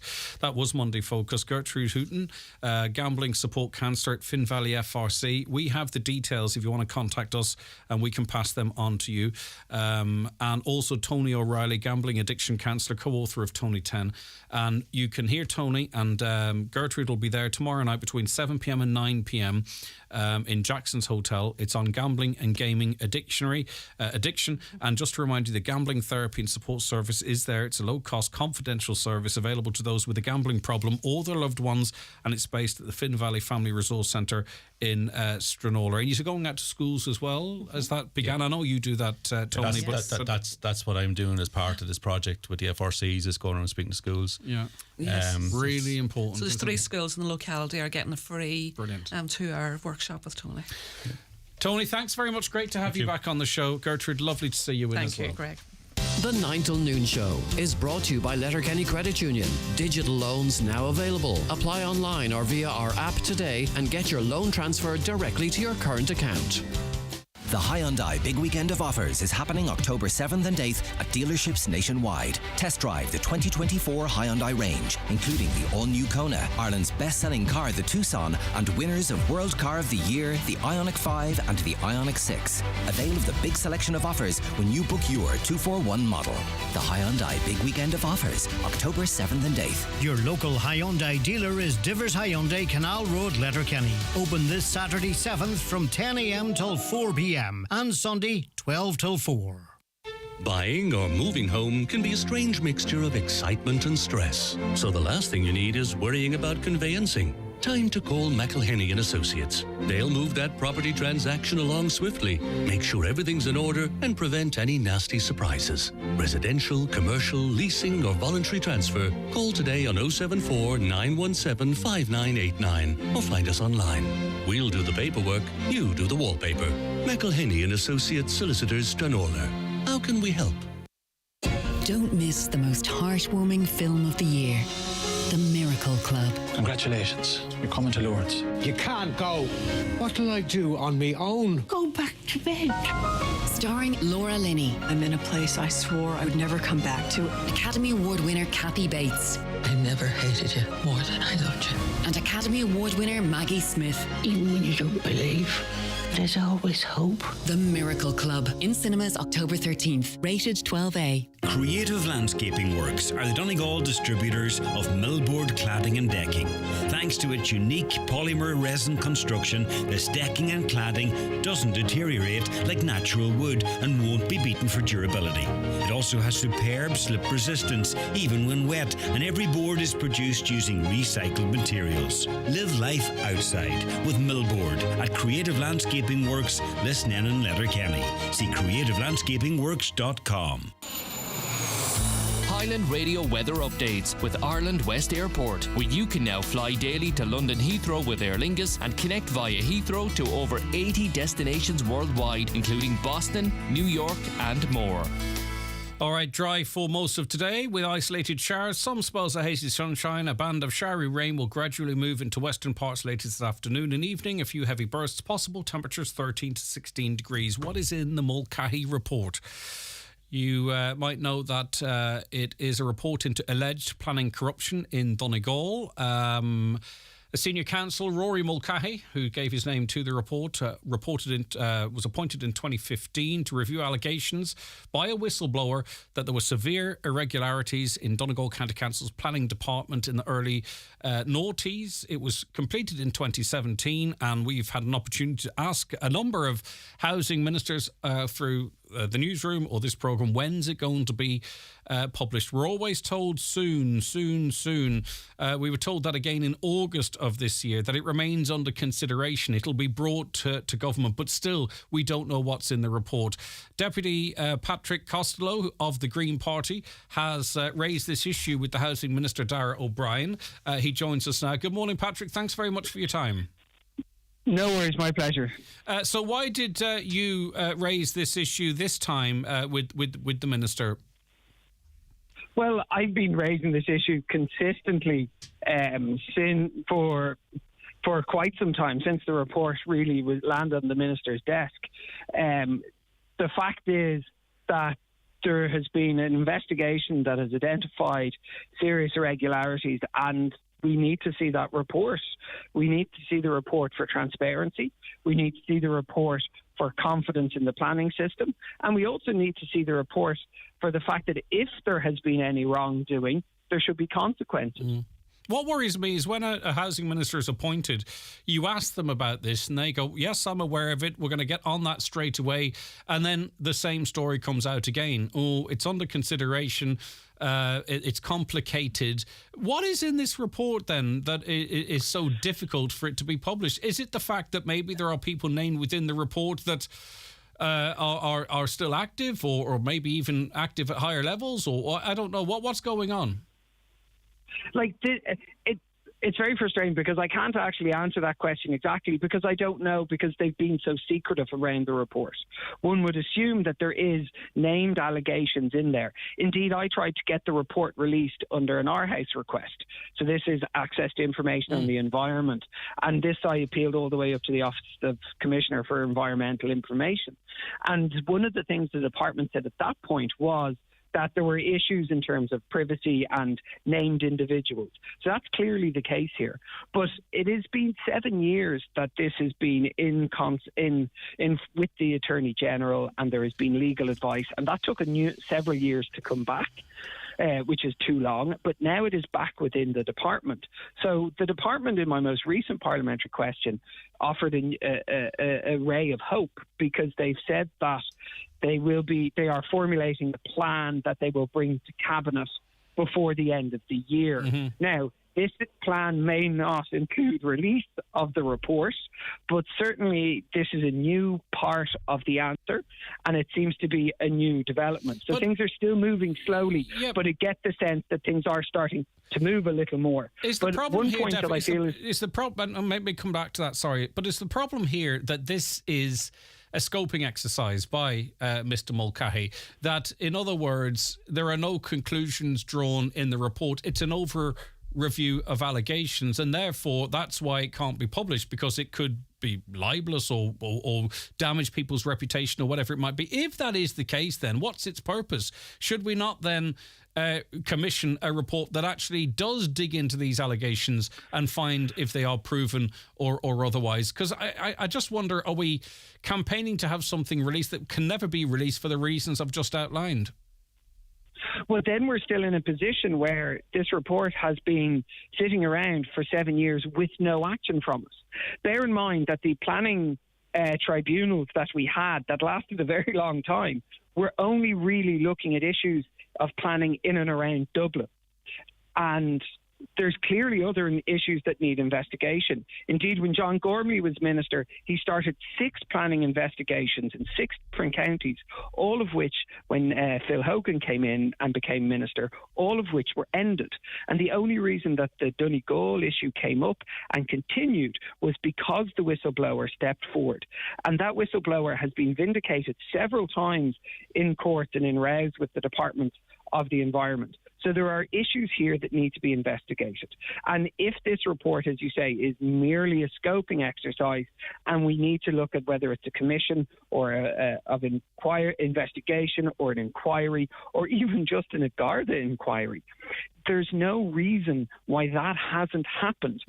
It's very suspicious, in a reasonable time frame. This report has taken 7 years. Yeah, multiple housing ministers now, or a couple of housing ministers now, have had this report on their desk, which at the very least is a scoping exercise, a scoping review. It highlights allegations from a whistleblower. Now, whether they're proven or unproven, the fact that it hasn't been progressed beyond that, it's certainly not because there's nothing to see here, or that would have been outlined and this would have been published. So there are obviously allegations worthy of an investigation by any of the bodies that you've mentioned.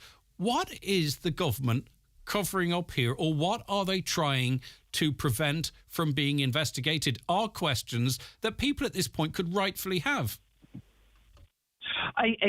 This is a question that I want an answer to, that I don't have an answer to because the report hasn't been published.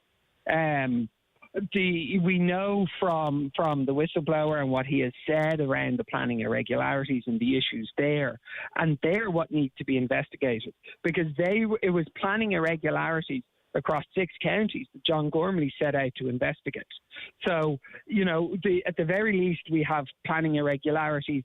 There is a fear that there are deeper issues there that need to be investigated. And I go back to my earlier point, the tribunals of inquiry into planning issues and certain planning payments really only looked at a very limited geographic swathe of the country. And there's huge amounts more that clearly need to be investigated, and there are questions asked. Right. So at the end of the day, what we need is transparency. Yes.